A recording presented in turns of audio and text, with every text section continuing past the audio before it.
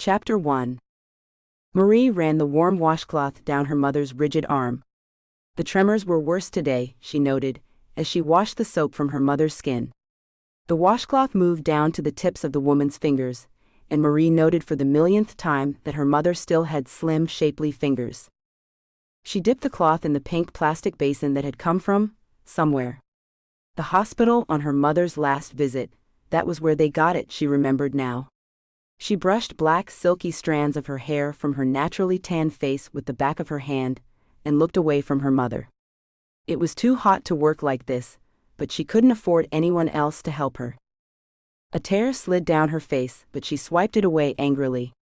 Self-pity wasn't something she'd often allowed herself to wallow in, but sometimes it was hard not to. Her mother had lost all ability to care for herself, and it was now down to Marie to do it for her. "Mar," came her mother's garbled voice. Sometimes the woman could barely speak, and at others her voice was clearer. Marie brushed short white hair from her mother's face. A face that had once been on movie posters, with shiny dark brown hair and sassy eyes, was now little more than a shell of what used to be.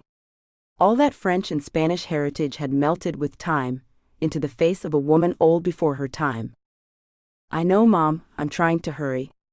Marie moved to the other side of her mother's hospital bed, made sure the blue plastic pads with an absorbent center protected the sheets, and began to wash her mother's other side. Then she'd work on the middle, her back, and finally, her legs and feet. It was a process she'd learned from the home health agency that paid her wages. As her mother's own personal care assistant, she was paid to do the tasks Ruby wouldn't have allowed someone else to do. It allowed Marie to have an income, take care of her mother, and kept them both fed. A state agency paid for it all, some program or another that Marie had signed her mother up for a long time ago. That was back when she first had to use a wheelchair and could get out of bed. Back when Marie had been on her way to Louisiana State University with dreams in her head and hope in her heart. Now she was her mother's slave, the same as always. At least now she didn't have to be verbally abused, too. Her mother could barely speak, even when she was lucid, and that kept her sharp, censored, in check. Marie felt terrible for the thought, and winced as she promised she'd do penance later. For now she had to wash her mother's torso, then the rest. She always tried to think of something else as she went through the tasks she'd been trained to do. She'd think of the beach she wanted to go to, or the restaurants not far away. She'd think about what she'd order from the menu, and what she would do once she had her toes in the sand.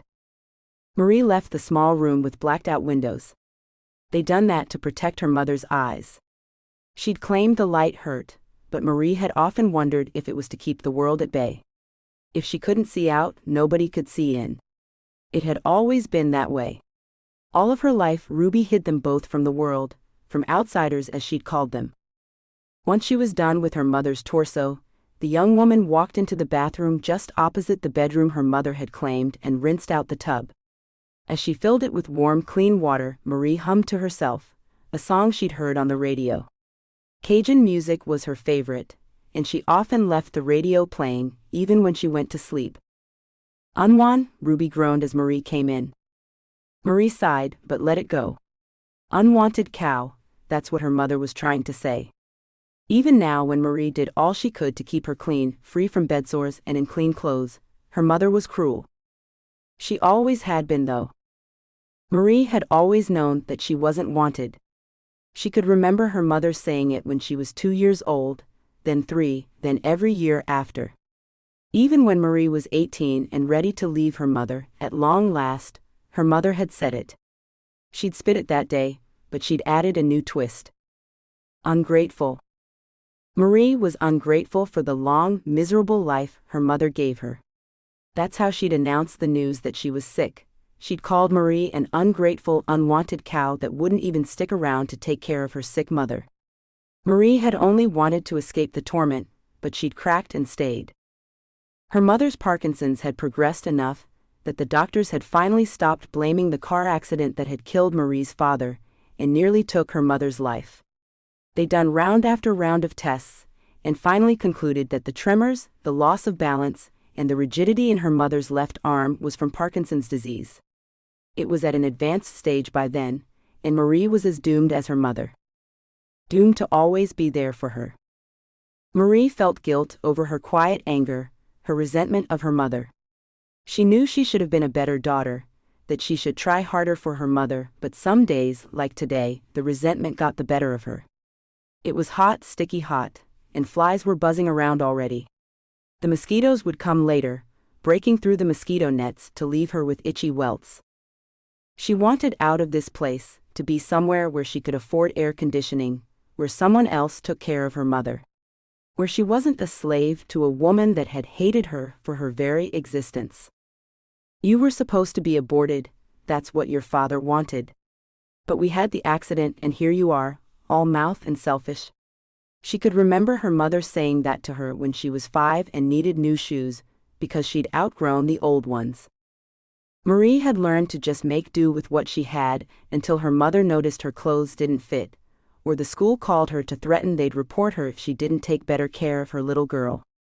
Those days had been the worst, because Marie would come home to a raging, hateful mother that pulled at her arms until it left bruises as she dragged her daughter out to the car into a store and threw her down to try on clothes or shoes. Or bras. She shuddered as she remembered the first time her mother took her to shop for bras. There'd been hisses about how her daughter wouldn't turn out to be a little slut, and no, she couldn't have the soft, lacy bras that were comfortable. She'd wear this plain cotton contraption that was so tight it left lines around her ribcage. Her mother wasn't the sweet and loving angel so many other kids around her had. Not at all. Marie scrubbed at her mother's back, checked her skin while she dried it for signs that she might be getting bed sores, and moisturized the skin. She picked up another washcloth, a clean one, and then she tackled her mother's privates, a job she hated to do. It felt like she was doing something wrong. She knew it needed to be done, that her mother had to be clean everywhere, but damn if it didn't feel like an invasion.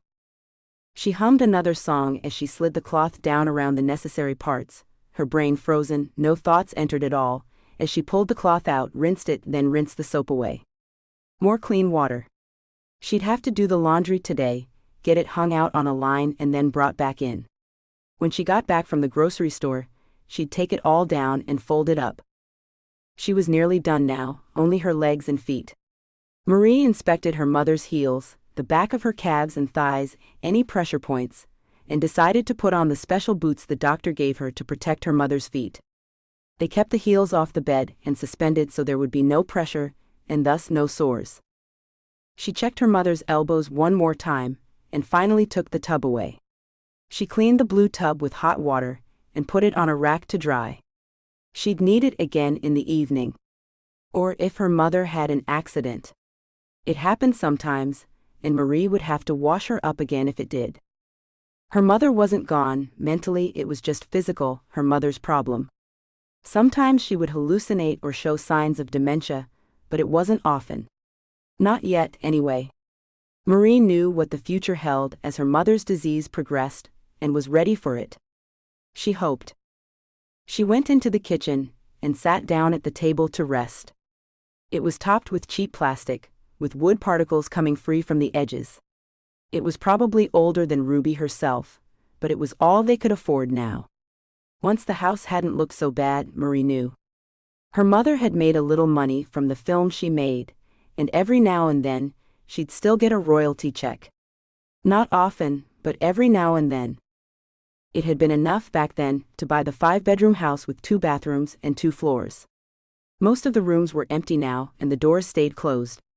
In the winter, it was too hard to warm rooms that were never used anyway. She'd sold the items inside the rooms to pay for her mother's care, and to pay the bills. Now, her mother had a disability check, and government medical insurance, but it didn't pay for everything. At least Marie was getting paid to take care of her. If she'd had to do it without pay, she might have lost her mind as she struggled to pay bills. Or starved because there was no way she could do both. Another state program paid for a nurse to come once a day and check Ruby's vitals and her overall health. The nurse would stay for an hour, and that was the only real break Marie had from her home. That was when she'd run her errands, get the shopping done, and escape. Sometimes she'd go to the library, pick up some books, something she'd read at night in bed to help her get to sleep. Some days, she couldn't relax enough to fall asleep, and reading would always help her out. Mar, the loud sound interrupted her moment of peace, and Marie stood up. She smoothed her hand down her still damp jeans and took a deep breath. She knew what that sound meant. A mess had been made. She picked up a box of gloves, the paper towels she kept off to the side for these occasions, and picked up some plastic bags from the grocery store. The smell hit her as she walked down the hallway, a smell that confirmed her suspicions. She'd have to clean her mother up, wash her again, and maybe even change the bed. She'd put fresh absorbent pads underneath her mother when she'd finished washing her, but they weren't always enough. She made one stop. In the bathroom she found a jar of mentholated ointment and swiped a couple of globs up her nose, then went into her mother's bedroom. The sadistic leer on her mother's face told her this was no accident. Sometimes her mother was just a cruel, heartless cow, Marie had to admit. She tried so hard to be a good girl, she thought. She tried to not be mean, to not give in to her mother's nastiness, but sometimes she hated herself for it, but sometimes she really looked forward to the day this was all over. Marie pursed her lips and ignored the garbled cackle her mother made as she pulled the sheet down from Ruby's legs. Even the mentholated ointment couldn't keep that out of her nose, but she reminded herself not to breathe through her nose and got on with the task at hand. An hour later, just as she heard a knock at the back door, Marie was done. She'd cleaned up the worst of it, washed her mother, changed the sheets in her mother's nightdress, and had put fresh pads down. She walked out of the room, determined not to cry. She wanted to so much, but she wouldn't. She remembered the way her mother had tried to use her good arm, her right arm, to push Marie's face down into the mess she'd made, and felt her eyes well up. How could being born deserve so much cruelty? She knew her mother said her father wanted her aborted, but the hateful woman never said what she'd wanted before the accident. She'd only ever said it was too late once she'd woken up, and the whole world knew about her pregnancy. That no doctor would do it at that advanced state anyway. Marie suspected her mother had wanted to keep her, but had changed her mind once her father died. Marie was a bright woman, had always done well in school, and had made good grades. She was able to deduce from what her mother had said over the years, sometimes after a few glasses of cheap wine, that her mother had become pregnant on purpose to trap the man she'd wanted to force to marry her. But he'd already been married to another woman, and then he died. Her plan, her trap, had failed. It wasn't the kind of past people would be proud of for her or her mother, and her mother drank a lot when Marie was a child. She'd probably said things she didn't remember saying. Marie didn't mention those things or ask about them, for fear of her mother's anger. She'd been slapped one too many times to push her luck. She was 26 now, and she'd spent 8 years in this miserable hell. At first, it hadn't been so bad. She'd been able to take her mother out with her, or she'd been able to go out on her own. Within a year, however, Ruby had taken to her bed and had refused to leave it. Of course, her left leg and arm wouldn't move, and the effects on her spine and hips made movement difficult, so Marie couldn't really blame her, but she'd wondered how much of her mother's problems were exaggerated. In quiet moments, like now when she was headed into town for groceries in the old battered car that barely ran but tried, more thoughts would intrude. Her mother had always been cruel. She could be making this worse for Marie than it had to be. It was within the realm of possibility anyway. At those times, Marie would think that maybe she could be a better daughter. But Ruby could have also been a much better mother. Chapter 2. Marie turned into the slight bend in the road with practiced ease. She'd driven the road so many times, she could have made each movement simply from the sound of the tires on the road. A deep sound meant she was on the road just outside of her house. A softer sound like cloth swishing over metal meant she was on the bend that came just after the house, the part that led into town and the stores. Then there were the shadows. She knew where each tall cypress tree stood, each one dripping with Spanish moss, or where each tupelo tree stood, and where each shadow was supposed to be now. She'd traveled this road practically every day of her life.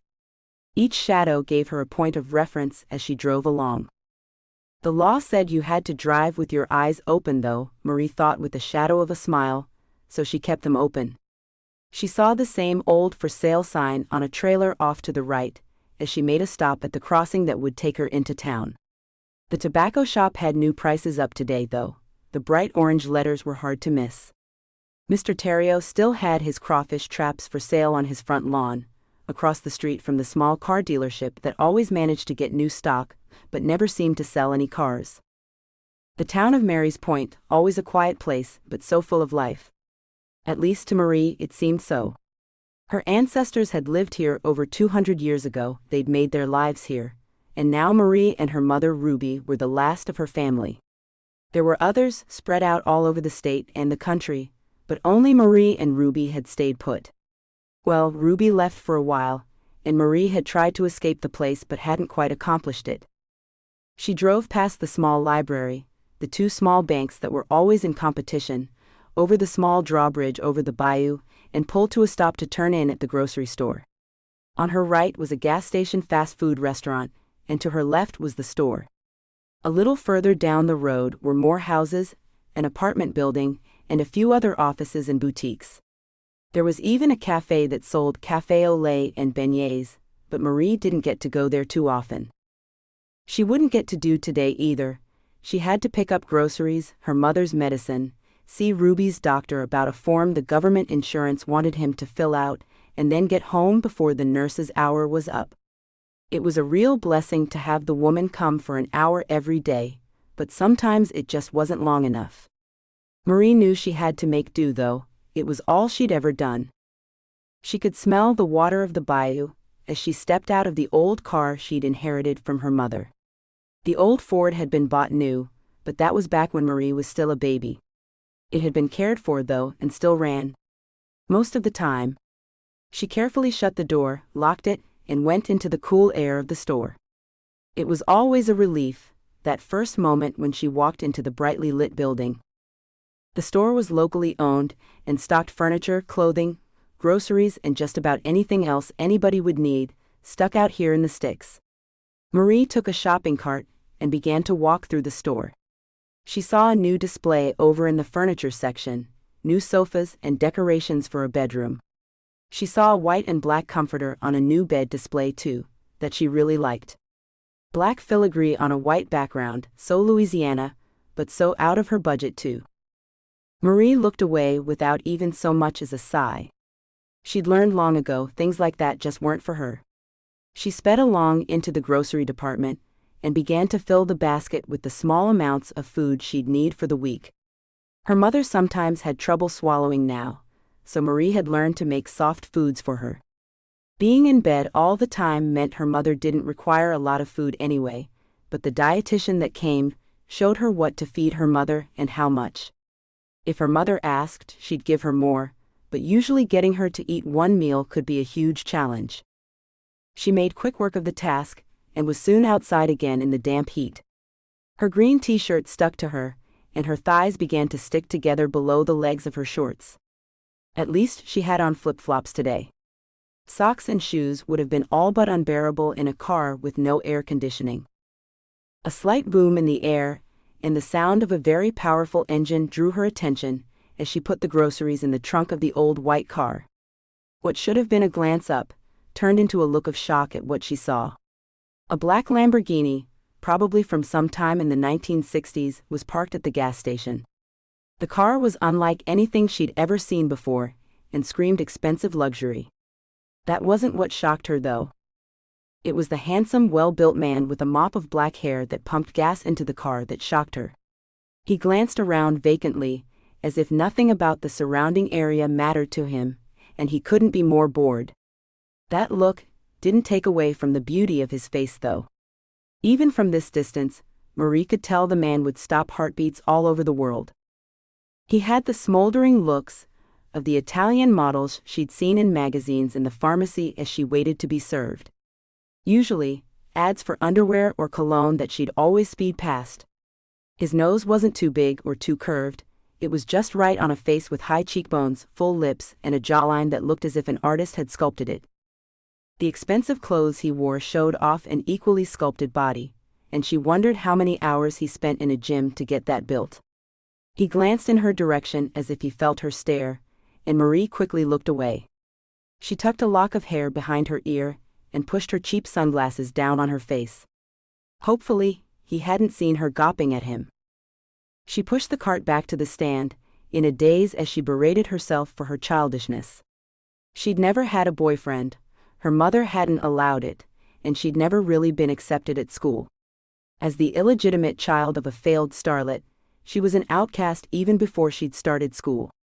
In this rural part of Louisiana, Catholicism reigned and her mother had sinned.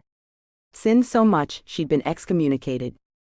Marie's cheeks flamed as she remembered it all over again, how her mother had screamed profanities in the middle of Mass, drunk and angry because her latest lover had gone back to his wife. The church spent years trying to aid her mother in trying to get her to change her ways, but when she'd screamed there was no God, and that she'd do those awful things to the Holy Family, well, she'd left the church little choice. That was all before Marie had even started school. It only got worse after that. Ruby had time to go to the bar before Marie came home from school, once she'd shipped her daughter off to the local elementary school. Sometimes those trips out for a few hours became days. Ruby would leave Marie to fend for herself while she spent her evenings at the dance halls, trying to find a man that would help her forget her woes. Marie had learned early on to watch what she said, how she dressed, and how often she bathed. Somebody had called social services on Ruby when Marie was in the first grade. After Ruby had played the perfect mother to get the social worker off her back, Marie had been beaten with a belt until she was black and blue. She'd also gone 3 days without food. That part hadn't bothered her as much as the bruises hidden beneath her clothes. She was used to her mother not bringing home food, or taking her out to eat. Hunger was familiar, the pain wasn't something she could forget though. It had all come together to create a quiet child, one that observed but rarely spoke. Now an adult, Marie wasn't much different to the child that had always been on the lookout for trouble that might come her mother's way. The drinking had hidden Ruby's condition for a long time, but eventually it had caught up with her. Marie was almost glad about the disease slowly taking her mother away from her. At least her mother didn't come home battered and used up now. Which was another disloyal thought, Marie reminded herself. She wasn't overly religious. She couldn't be with her mother there to disillusion her, but she was a firm believer in karma and all that entailed. She knew she'd pay for every disloyal, unkind thought she had about her mother, in one way or another. Her mother couldn't help it. After all, she'd had a really hard life since she'd had Marie. That's the line Ruby drilled into her, over the years, every time she did something that made her life a little bit harder. Marie had to sacrifice her own happiness, because Ruby deserved the little pleasures she gained from the life of her own making. Marie took a deep breath, realized she'd been standing at the cart stand way too long, and quickly turned around. The sound of brakes and a powerful engine finally broke into her reverie as she saw a big black sports car had almost run her over. Marie gaped at the windshield, her hands on the hood of the car. Slowly, thoughts began to trickle in. The man from the gas station. He was so beautiful. Gorgeous. And he was out of the car, in front of her now. She stared up, way up, at the most intriguing eyes she'd ever seen. He'd pushed his sunglasses up over his head, and he looked down at her now with concern. She smiled, lost in his eyes for a moment. "Are you all right?" a deeply accented voice asked. "Not from around here then." "Miss?" "Pardon?" Her eyebrows crooked over her eyes in question, as she shifted on her feet and looked up at him. "I nearly hit you, are you all right?" His lips, so full and sensual she wanted to touch them with her fingertips, just to feel their softness, caught her eyes, and again she forgot to answer him. "Miss?" "What?" Suddenly she snapped out of her daze, her cheeks flamed into twin red flags, and she dropped her head down to look at her feet. "Sorry, yes, I'm fine." She waved at her car and looked up at him, the left side of her face scrunched up with embarrassment. He smiled, nodded, and looked down at her with interest now that she wasn't a zombie. "Good. You scared me. I didn't even see you there at the stand until you turned around. My fault, entirely."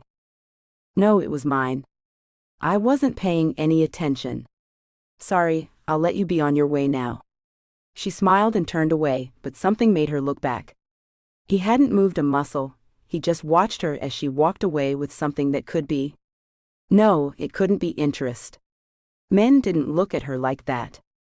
He drove away as she got into her car, and she thought about how nice it had been to speak with him. Most people avoided any possibility of talking with her if they could. It was almost as if they thought she'd blight them if she spoke to them.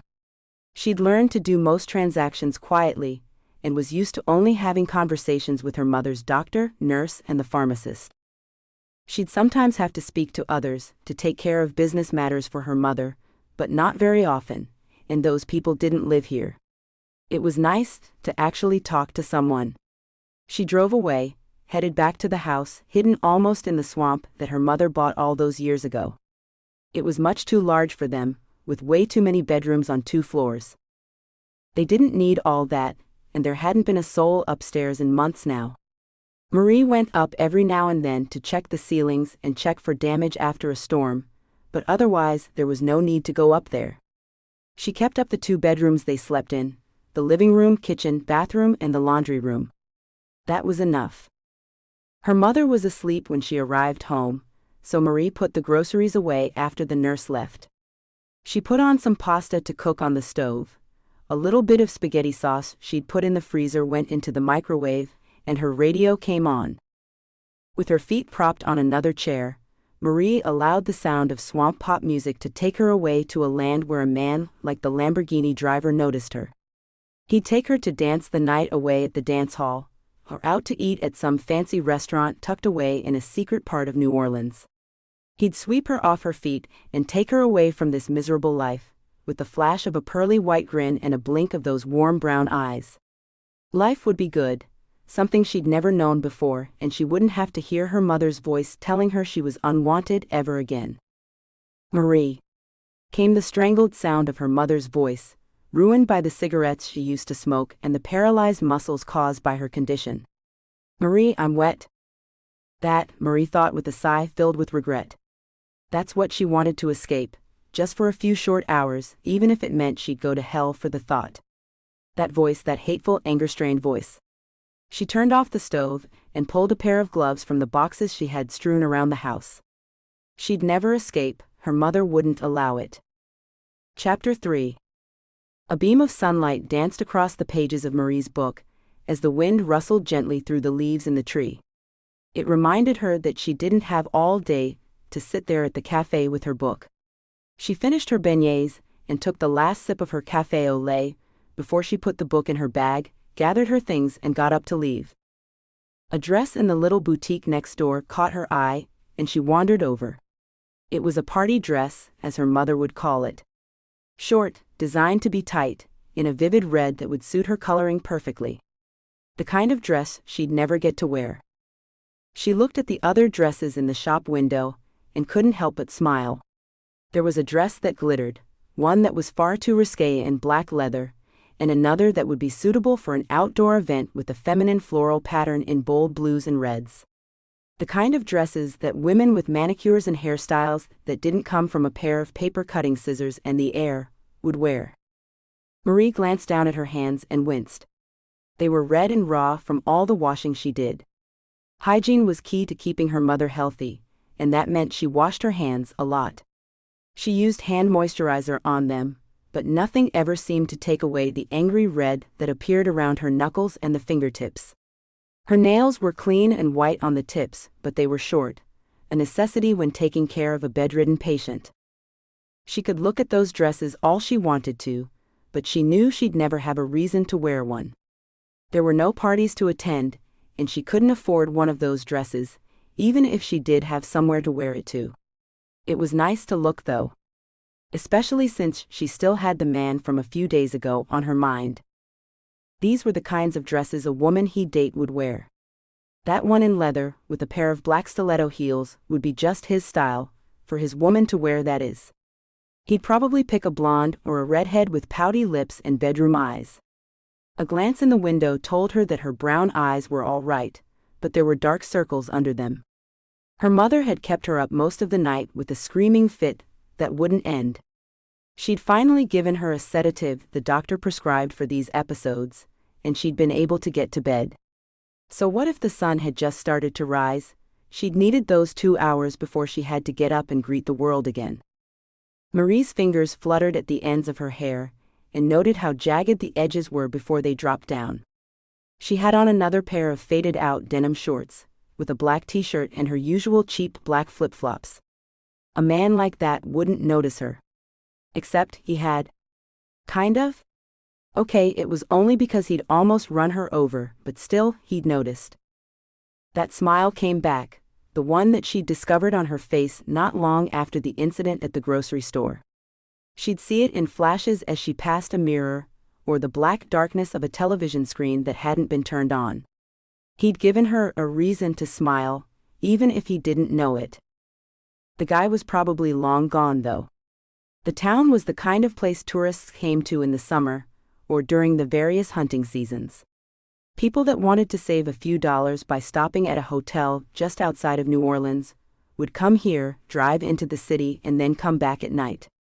The hunters always went out into the swamps and might not be seen for days. She'd never seen a car like that around here, though. He wasn't on a budget vacation, and he certainly wasn't a hunter. A traveler lost and in search of directions, maybe. But surely a man with a car like that would have GPS? It was hard to say, she decided, and turned away from the glass. As soon as she faced the road, a car went by. A black car with curves and lines that were now familiar. Somehow she wasn't the least bit surprised to see the car and the man drive past just then. She should have been, she knew that, but she wasn't. There was something special about him, something different, and she had a feeling, a very odd feeling as she watched the car disappear down the road, that she'd meet him again. Marie knew it wasn't just that he was rich that caught her eye, there had been rich men here before, or the fact that he was handsome. There were plenty of hard-bodied, eye-catching men in the town, so it wasn't that either. She'd felt something when she saw him at the gas station.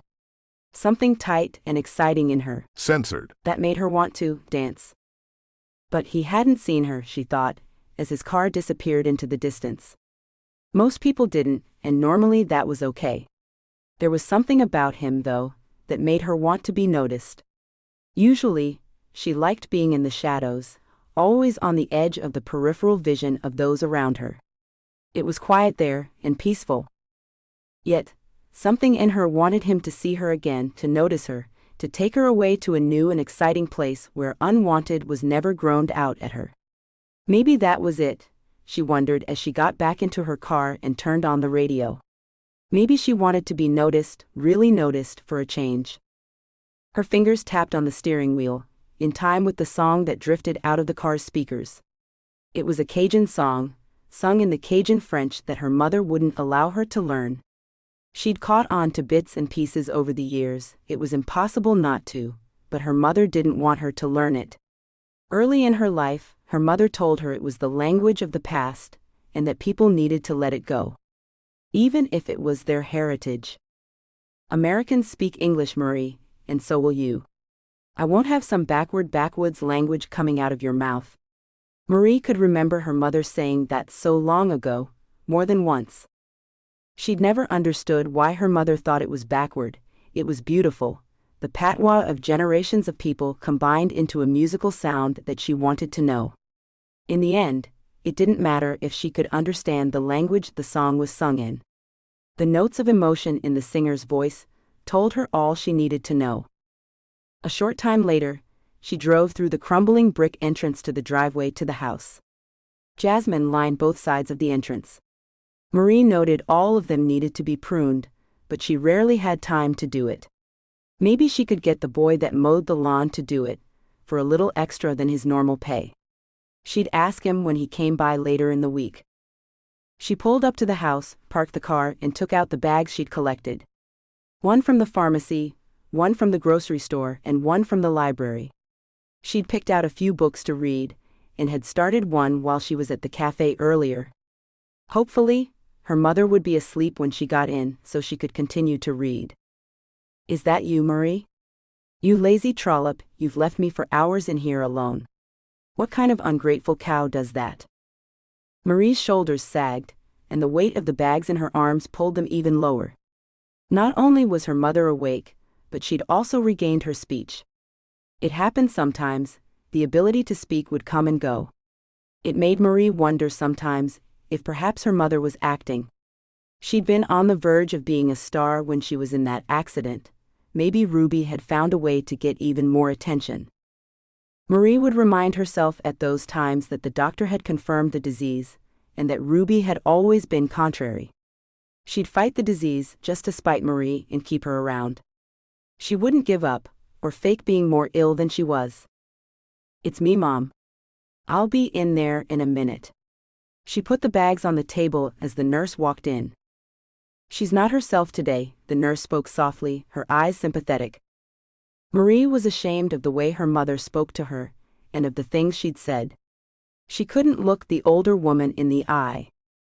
"It's hard on her, Jane."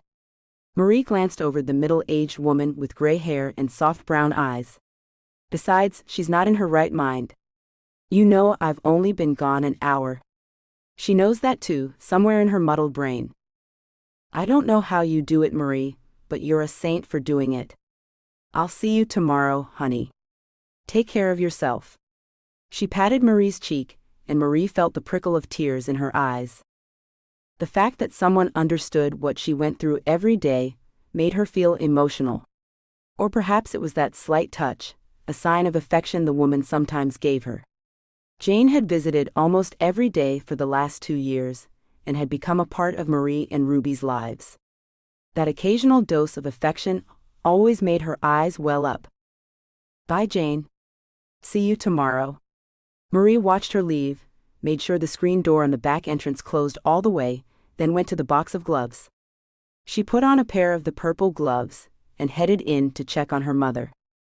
Ruby's face, lined deeply now with age and the stress of her disease, stared up at Marie with disgust.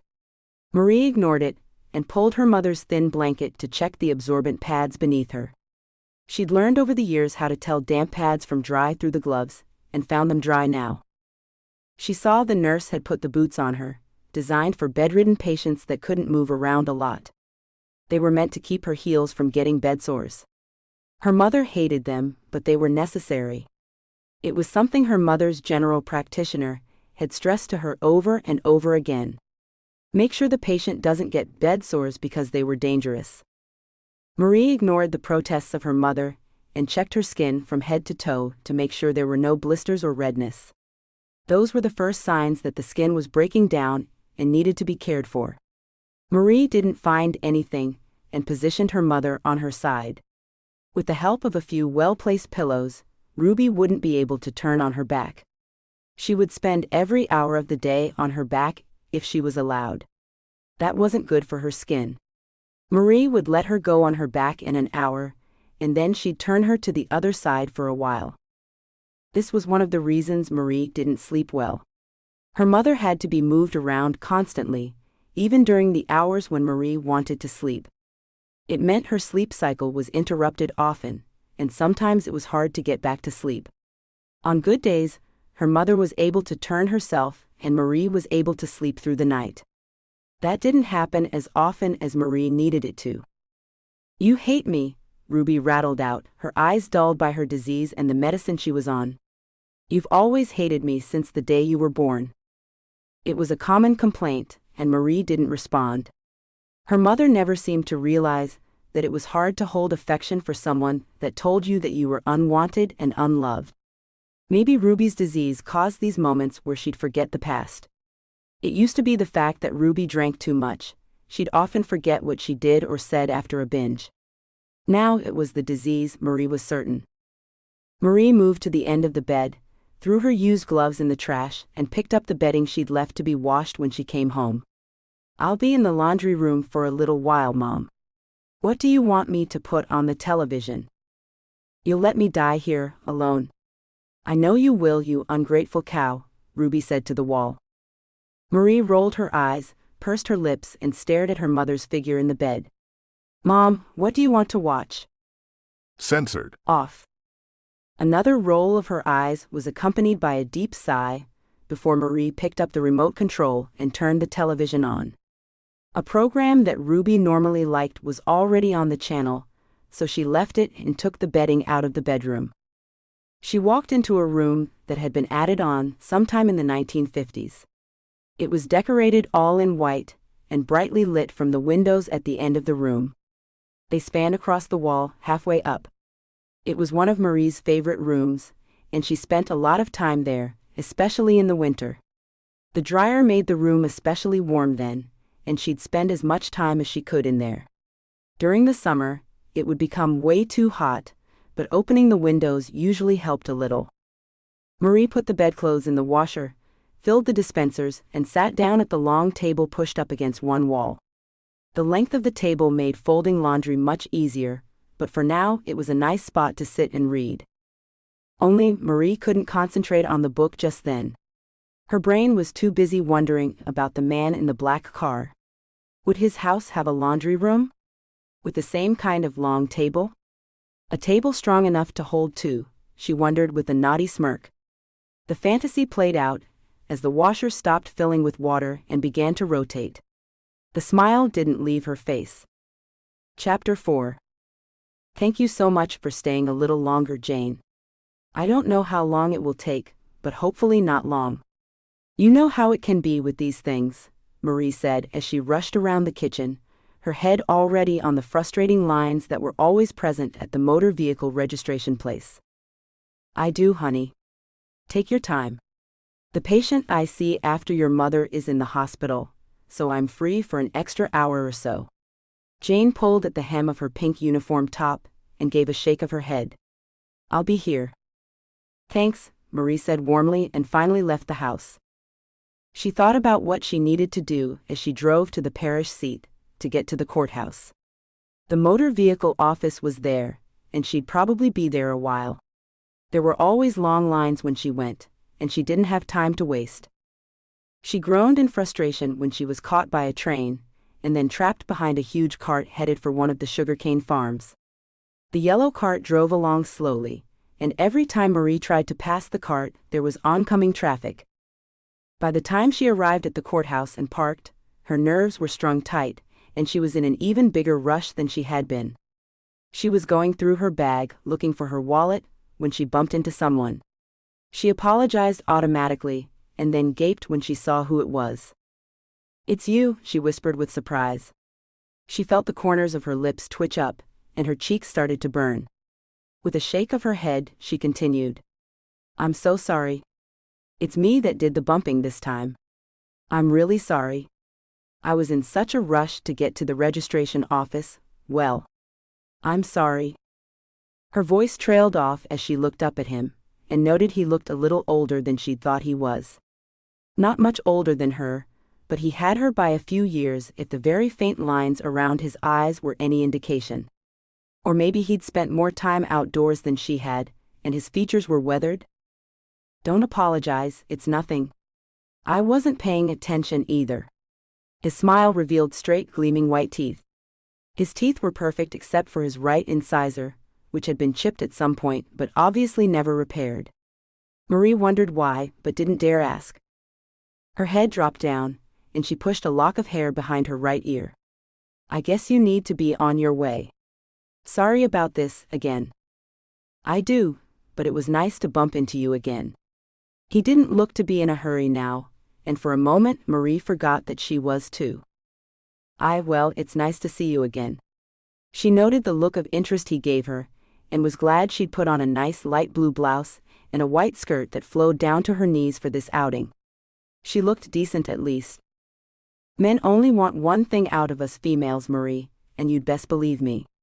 They're all pigs after what's in your pants, so they can get their rocks off, and then dump you like a piece of used-up trash when they're done. Ruby's drunken rant from all those years ago came back to haunt her as the man looked her up and down. His eyebrows lifted in appreciation, even as her mother's voice carried on in her head. Don't be a slut, Marie. I won't abide a slut in my home. You go to school, you learn, then you come home. That's the law. I have to send you. Otherwise, I'd keep you here, away from those boys that can ruin your life if you let them. Only Ruby wasn't here now. She didn't feel the way Marie's heartbeat skipped for an instant, or the way her lungs went tight as she looked directly into those dark brown eyes. They were amazing eyes that sucked her in, until she actually began to lean towards him. I guess I'll see you again sometime, he said after a long pause. Take care. The shrill sound of his phone broke the silence in the long hallway and the interlude. Marie nodded, stupidly she thought, and walked away. She'd lost more time, but she didn't mind, not when it meant she'd bumped into him again. The line wasn't as long as she'd expected it to be when she got to the office, and before she knew it, she was at the front counter. Not long after that, she was back in her car with brand new stickers on her license plate. Job done, and 15 minutes to spare before it was Jane's normal time to leave. And she'd met the mystery man again, she thought with a delighted smile. That was the best part of the whole outing. It meant he was still here, and if he was at the courthouse, maybe it meant he had moved to the small town. That made her smile even brighter, so bright that her face began to Censored. She laughed at herself as she pulled into the driveway of her home and stopped the car. Her mother might think all men were bad, and that they were only after one thing, but she wasn't her mother. She hadn't done all of the things her mother had done to get to the top before her rather nasty fall from grace. She wasn't that kind of woman either. Men could want all they wanted to, it didn't mean she had to give it. Her head tilted up in defiance as she walked up to the porch at the front of the house and opened the door. I'm home, Jane. Oh, I thought you'd be another 45 minutes at least, Jane said as she quickly walked into the living room. You should have stayed out a little longer, Marie, taken a little bit of a break for yourself. I know you have a busy life too, Jane, but thank you. So, how much do I owe you for an hour and 15 minutes? Marie pulled out her wallet, still with a smile on her face. Nothing, Marie, it was my pleasure to do it. Jane brushed the offer away, but Marie insisted. It's your time, Jane. Don't sell yourself short, Marie scowled gently. She wanted to say she wasn't a charity case, but didn't because she might not be, but her mother was. I'm not, I just know how hard you work all day long. It was my pleasure to help out, really. Keep your money. Jane pushed the wallet Marie held out away, and gave Marie a no-nonsense look. You deserve an hour or two here and there, you know? For the second time, Jane made Marie's eyes well up, and she nodded her thanks as the woman gathered her things to leave. Thank you, Jane. I mean that. I know you do, honey. I'll be back tomorrow. Jane headed for the door but paused once she had the screen door open. This won't last forever, Marie.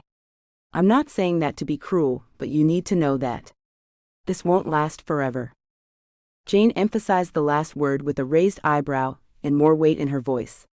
Marie took in a deep breath as the words sank in, and Jane left. She knew it wouldn't last forever, but to hear someone say it, that made it even more real for her. She was in a hard place, where her mother was concerned. All of her life, she'd been tangled in her mother's web of hate and love. She'd always wanted to love her mother, and in a way she did. The woman gave her life, and made a muddled attempt to keep her alive. The problem was, in between those muddled attempts, Ruby had made life hell for her. There had been little in the way of affection when Marie was a child. Her mother would rather smack her than hug her. It had worked to keep Marie out of trouble, the fear of her mother's wrath and those awful nights where she would rage until dawn, but they'd stripped Marie of most of the love she could have given the woman. A woman that obviously needed to be loved, but wouldn't allow it. Marie sat down on the faded couch, a pink monstrosity of faded fake velvet, and put her feet up on the coffee table. Her mother couldn't see her, or she'd have never dared to put her feet there. Her whole life had been about fear, she realized, but it wouldn't last forever. Her mother's illness had progressed rapidly, and now she was coming to a stage where she wouldn't last too much longer. Sadness gripped her heart and squeezed it so tight Marie could barely breathe. The thought of her mother's imminent death hurt her, but it also gave her hope. She hadn't quite allowed herself to think about that over the years. Her mother would be gone, and she would be free. It felt like a betrayal to think that, but it was true. For all these years she'd cared for, nurtured a woman that could barely stand the sight of her. Marie wasn't stupid. She knew her mother was a mean, vindictive woman that probably needed a psychiatrist, but it was too late now. Help might have come Ruby's way all those years ago when she came home, back to the small town her mother had been raised in. But she'd felt herself above the hard-working and kind people of the town. She'd ruined her own reputation over and over again. The community that so many others enjoyed here was lost to both Ruby and Marie through Ruby's actions.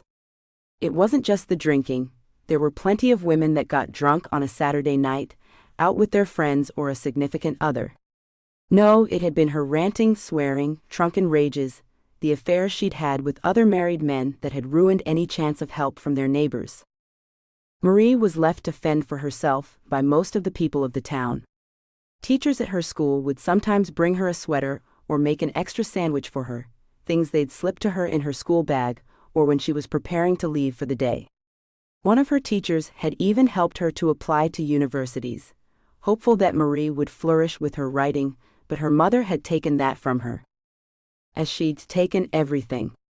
Even the clothes that were given to her, if she noticed that the clothes were something Ruby hadn't bought, that is.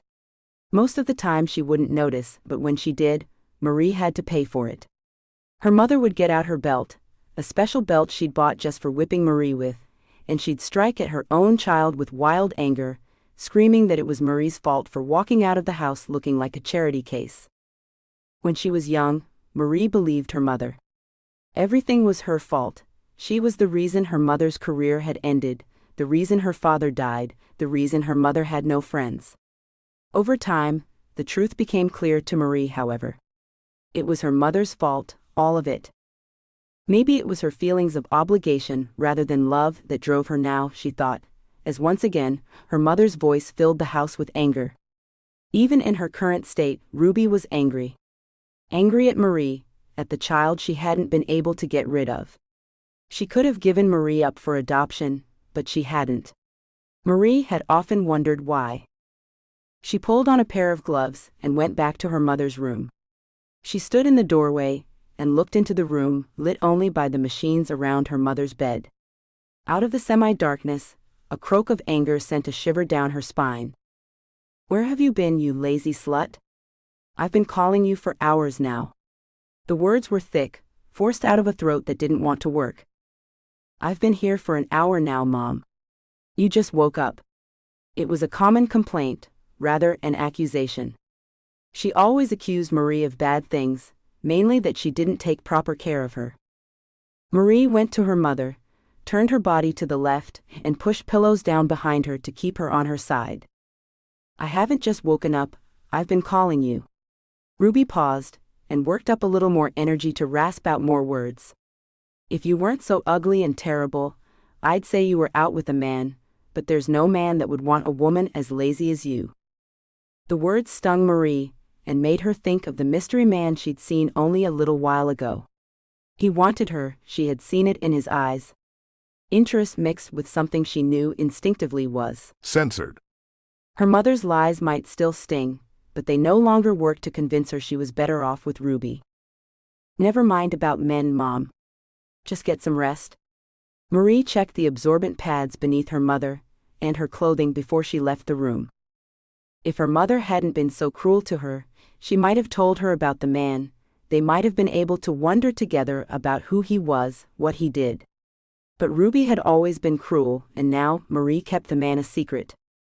She wouldn't say anything about him, not to anyone. She might never see him again, but she doubted that. If he was at the courthouse today, he'd probably moved here. Which meant she would see him again, eventually. And hopefully, the people in town wouldn't warn him about her. Or her mother, more importantly. If people told him about Ruby, he'd likely run away, never to be seen again. It would be one more thing Ruby took from her, even if she didn't know she had. Marie didn't know a lot about men, only what she'd seen on television, or learned through her own interactions with them. She knew what censored looked like, though, from the movies she'd seen.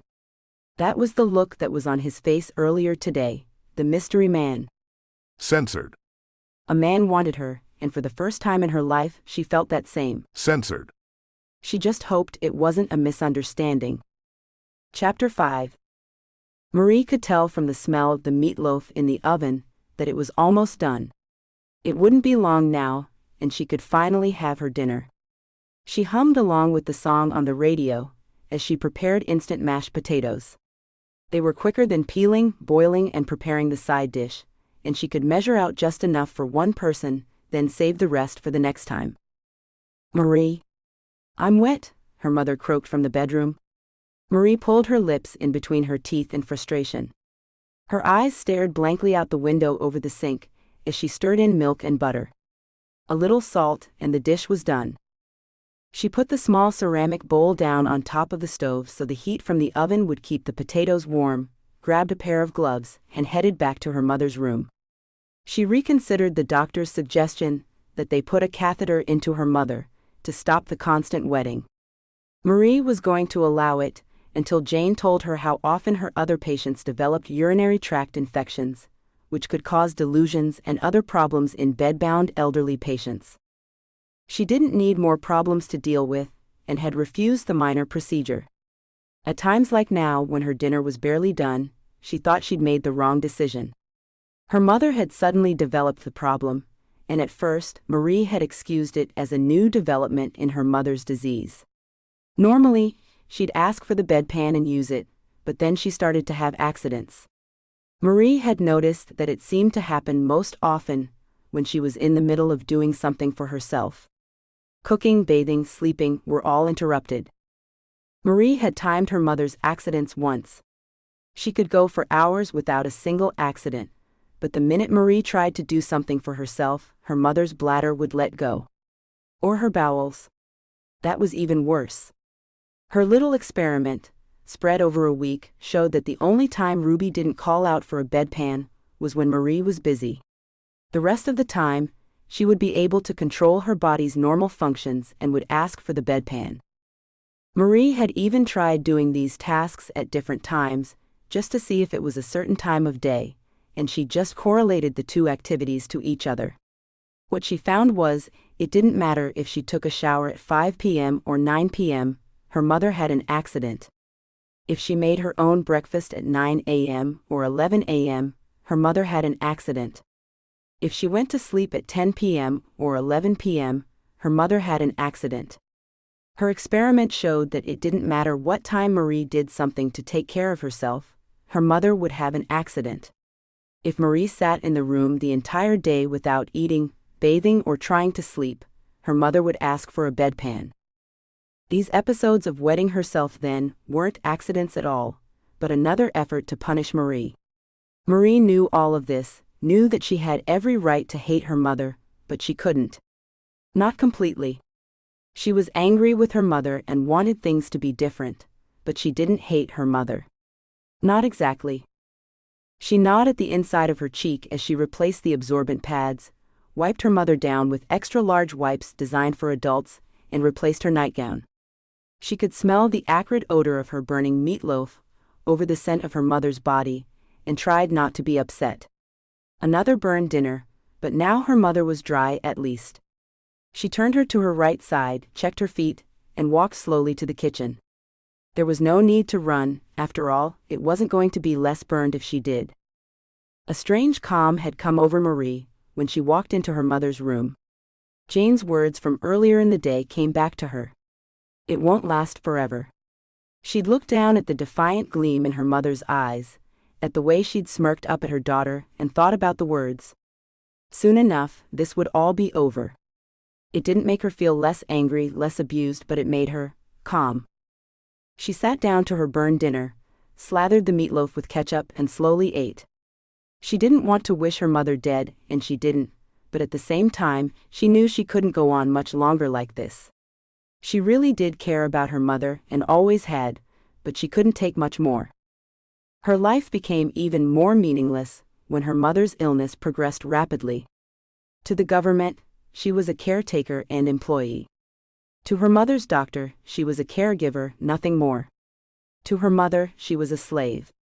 Jane had been the only person or entity that saw Marie as a person. Marie was never asked how she was doing, and she rarely went to the doctor.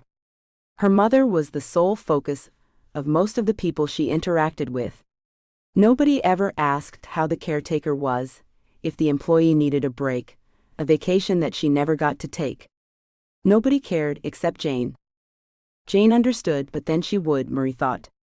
She did the same thing, only she did it for many patients, not just the one that Marie took care of. Jane saw how the daily practice of caring for patients wore down caregivers though, and had sensed that Marie was nearing the end of her tether.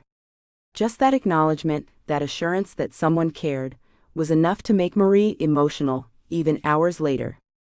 Her mouth flooded even as her eyes welled up with tears, all over again.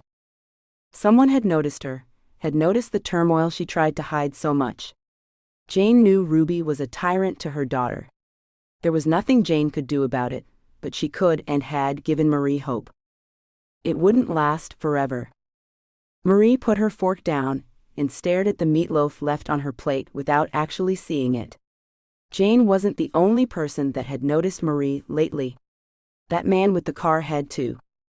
"Marie," her mother shouted angrily. "What's taking you so long? My program will be on soon, and you left the remote too far away for me to get it. Get in here, girl. What the hell is wrong with you?" Marie sighed, stood up, and decided she wasn't that hungry anyway. Her mother had ruined her appetite. "I don't know what you're doing in there, instead of being in here taking care of me," her mother whined when she came into the room. "Always off doing something for yourself, never taking care of me. You want me dead, don't you? So you can run off with men and act like a whore." "No, Mom, I don't," Marie whispered with resignation. "I was trying to eat my dinner. I'd like to eat dinner, but I have this freaking illness, don't I? I can barely swallow anything more than mush now, and I'm sick of it." Ruby pointed her crooked finger at Marie and gave her daughter an evil glare. "Lazy cow, always eating. You'll end up fat, then no man will want you. As if one would want you now anyway. Look at you, you haven't even put on makeup, for crying out loud." The words stung as they always did, but Marie tried to ignore it. That didn't work, and the sting only spread through her. Censored. Which made her angry. "I don't really have time to do my hair or put on makeup, now do I, Mom?" She couldn't help the words that slipped out. Her mother glared up at her, her eyes narrowed with suspicion. "Are you saying that's my fault? You could get up earlier, make an effort." Anger seethed inside of her as her mother's words echoed in her head. "Earlier? I'm up at 5 a.m., on the days when you actually allow me to sleep for more than an hour at a time. If I get up any earlier, I wouldn't sleep at all." "That's your problem, not mine," her mother retorted, but her voice had grown scratchy. She wouldn't be able to talk soon, Marie knew, and couldn't wait for the enforced silence that would come. She could ignore her mother's hand gestures and angry eyes, but not her words. "It's not like any man would want you, even with makeup on. You're not much for anything, and you're just not beautiful. I thought you'd be much prettier given the genes you had, but—" The words trailed off into a croak, then nothing. Still, the anger inside of Marie grew and turned into something she couldn't control, a monster that would not be denied for this one moment at least. "What do you know, Mom?" "Nothing really, because there is a man interested in me. And guess what? I'm interested in him too." "What?" Her mother's eyes became troubled, not with anger but confusion. "What man?" The words were little more than a whisper, but she managed to get them out. "A very handsome, intelligent man, with a car unlike anything I've ever seen. It's some old Lamborghini, so he must have money. I think he's Italian, but I haven't had time to ask him that yet." Her mother became agitated when she mentioned the car, and she even managed to almost push herself up in the hospital bed. Her hands clenched at the shiny rails so hard her arms quivered. "He's not Mafia, is he? You stay away from Mafia men, girl. They're even more trouble than the rest of the men in the world. Cruel bastards, all of them." Ruby's anger made her throat work, but the voice was still little more than an angry whisper. "I don't think he's Mafia, Mom. He's probably just some business mogul down here to get away from the city and the snow. He's not from around here, I know that, but I don't know anything about the Mafia, besides that garbage that goes on in New Orleans. I don't care who he is or what he is really, girl. You stay away from him, you hear me? You gotta stay right here and take care of me anyway. You don't have time for men or anything else. Just me. Her mother's angry face twisted as she spoke, and Marie knew it took every ounce of energy her mother had to have her say. It didn't matter though, not one bit. She didn't care if her mystery man was Mafia or a vampire for that matter. He brought something new and different into her life. There were possibilities, where before there'd been endless drudgery. The world had finally decided to pay her back for all the cruelty she'd endured over the years, and had put the man in her path. Maybe it was crazy, but she didn't care. The thought that he wanted to touch her, to hold her, to make her smile, gave her hope, and she'd all but lost that in the last few months. Her mother's condition had become worse, and with each new symptom, Marie had lost more and more faith in the theory that we get what we give. Her faith was almost restored since she'd met him though. When she'd seen him for the second time, that faith had become a little firmer, a little more real. It didn't matter what her mother said to her, she knew deep down that she would do whatever she wanted with this man. She'd give him anything he asked for, as long as she had it to give. "Mom, you wouldn't understand," Marie explained with quiet certainty. "You only ever took a man to bed because you wanted some material thing from him. You never took a man to bed to feel alive, to feel loved. If I ever go to bed with a man, that will be the only reason I do it. And you can't stop that. If I choose to sleep with this man, it's none of your business." Marie's voice shook on the last sentence, but she got it out at least. For once, she'd stood up to her mother, and she felt the heady surprise of triumph as she stared down at her mother grimly. This won't last forever anyway. Ruby's eyes went wide, and she settled back down onto her pillows. Her left hand remained on the bed rail, gripped so tight Marie could see her mother's knuckles through the thin skin on her hands. She tried to say something, to rebuke Marie in some awful way, but she couldn't force the words out of her throat. That only made Marie's smile broader. She felt a twinge of guilt, but pushed that down. It would do her mother some good to think things over, to know that her little punching bag slave had taken more than enough. "You know, Mom, the reality is you won't live forever. You really need to think about that. When you Censored. the bed to drag me out of the shower, or when you scream in one of your rages in the middle of the night, stop to think. You won't be alive forever, and maybe, just maybe, you should try to redeem yourself a little before that time comes." Ruby's mouth worked, but it wasn't paralysis that made her speechless, it was Marie's words. Marie saw Ruby slide her head away, her eyes pained, and left the room at last. She didn't know if her words had any effect on her mother, but she hoped they did. Marie would love to have some emotion from her, other than the hate and anger she usually spewed at her daughter. Her memories would be wrapped in those emotions forever if her mother continued on this path, and that might be the saddest thing of all for Marie.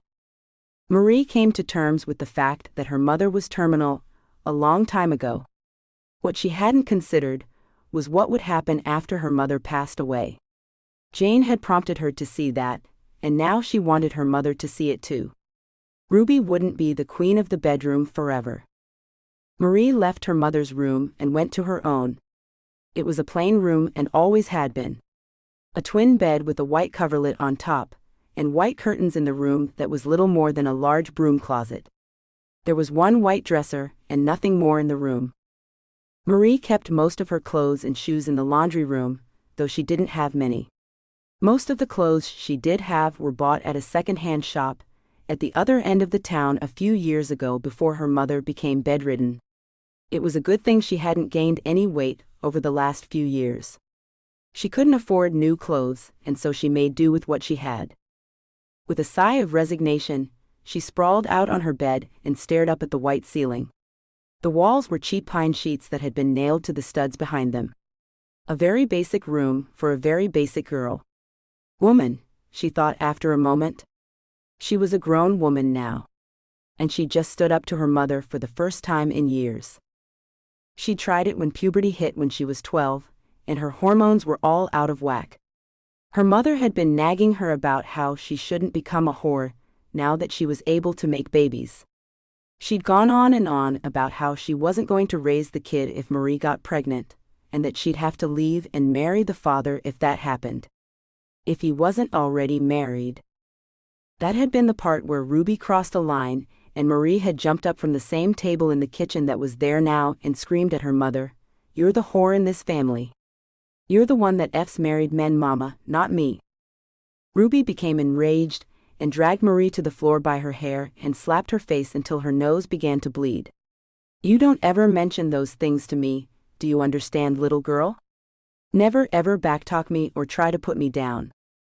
Each word had been punctuated with another slap and a harder tug at Marie's hair. She'd given in, so the pain of her hair being ripped from her head would stop. She'd felt really bad about insulting her mother too, and hadn't tried it again. Not until today anyway. Today she'd succeeded at last. Her mother hadn't been able to hit her this time, and that was one step closer to freedom. Chapter 6. The next morning, Ruby was ill. Well, more ill than usual. She was almost delirious when Marie got up. A quick check of her temperature showed that the bedridden woman had a fever. Marie's gut clenched and she felt shame for her outburst the day before. Her mother was right to be angry, her life had been hard. And Marie had only made that life harder. She still felt like her mother should be nicer to her, and she still wanted her freedom, but she felt bad about it. The woman was her mother, and deserved respect for that at least. Marie smoothed her mother's short white hair down, and felt pity for her. It was something she hadn't felt in a long time. Jane's statement had started a chain reaction, but Marie's actions after the statement were what really counted.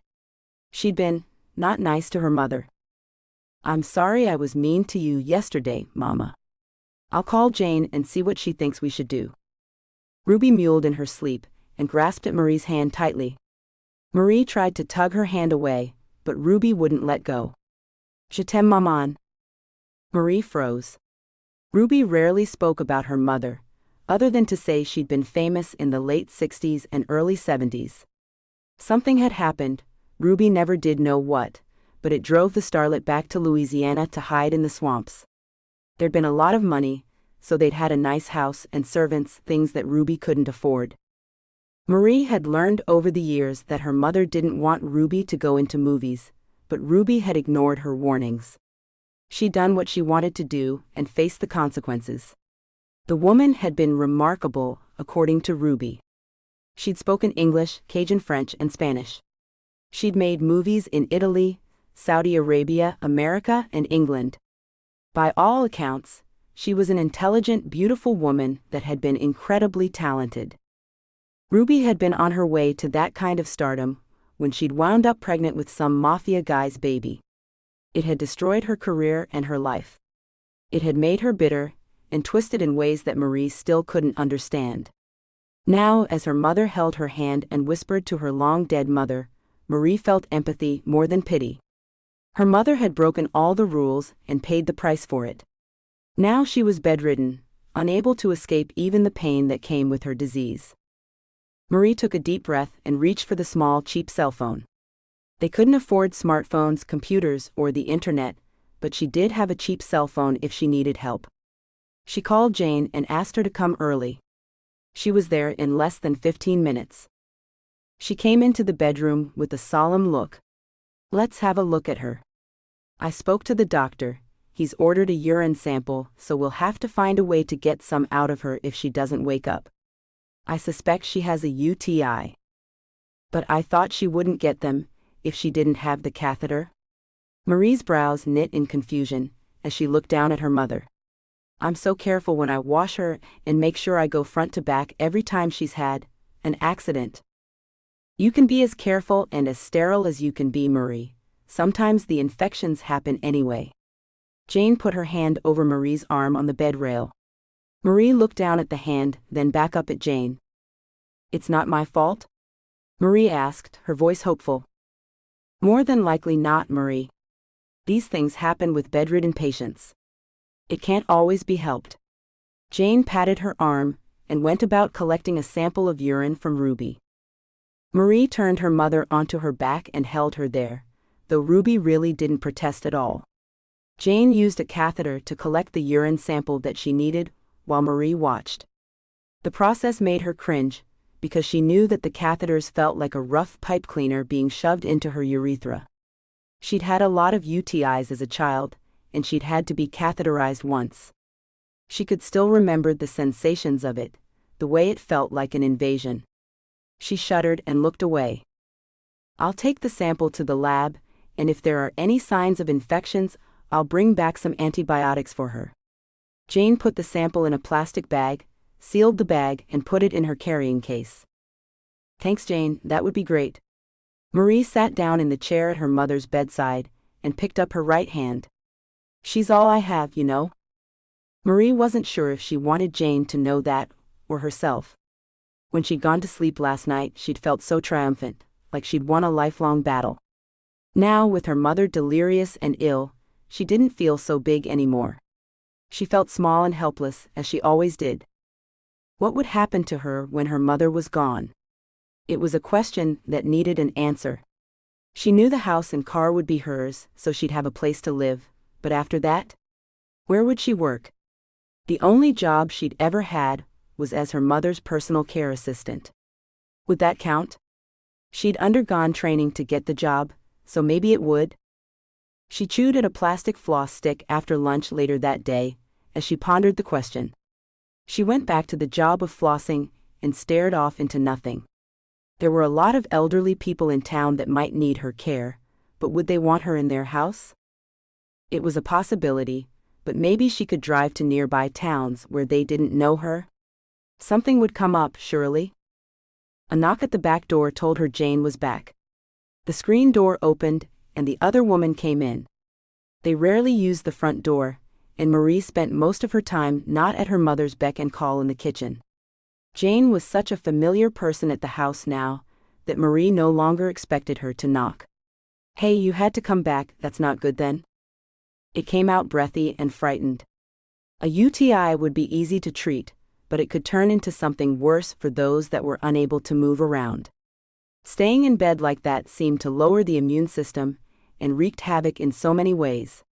Part of Jane's daily duties were moving Ruby's arms and legs to keep the blood flowing and try to give her even that little bit of exercise. Ruby didn't always comply, but it helped. The doctor wanted to put her on an IV drip, which I may have to do if she won't wake up and take these pills. Jane handed a white paper bag over to Marie and gave her the instructions. If she doesn't take them, we'll have to put in an IV. Or if she gets worse, of course. Jane sat down at the table, her face etched with weariness. She put her elbows on the table and her head in her hands. It's so hot outside, how can you two stand it? I guess we're used to it. Marie glanced at the fan on the kitchen counter and thought about her mom's AC unit. It was the only room that was ever cool, even if the door was open. It's only bad because it's going to storm. Once that passes, it'll cool off a little. You hope. We all know how the weather is here. Hot and soaking wet, hot and damp, or hot. I swear, I almost melted on the way from the car into here. Jane smiled as if the thought amused her. I almost started to say that line about, I'm melting, but didn't. Marie knew she meant the line from The Wizard of Oz. It used to come on television when she was a child, and she remembered it well. I could just imagine you doing that. I need to get back out in it now, Jane said suddenly and stood up. You have my number. Call me if she gets worse, or you need a hand getting her to take the medicine. I will, Jane, and thanks. You're too good to us. Marie leaned in to peck Jane on the cheek, and the other woman simply smiled as she offered her cheek. You deserve all the help you can get, Marie, don't doubt that. She squeezed Marie's shoulders and then left. Marie sighed heavily, and then turned to face the doorway that would take her to her mother's room. She'd make her mother some gumbo, something soft and simple, she'd like that. Marie started the soup-like meal, and then went back to her mother with a glass of cranberry juice. It took some doing, but she managed to wake her up. What do you want, Marie? I don't feel well. Go to school already and leave me alone. Marie felt a chill run down her spine when her mother said the oh-so-familiar words. Words she'd heard so many times as a child, in need of money for lunch or sick herself and in need of care. Now she was the one doing the caring, and she had to be strong. Firm certainly, but gentle too. She wanted her mother to know, from now on, that she would not be spoken to like a slave. But that was for when her mother recovered.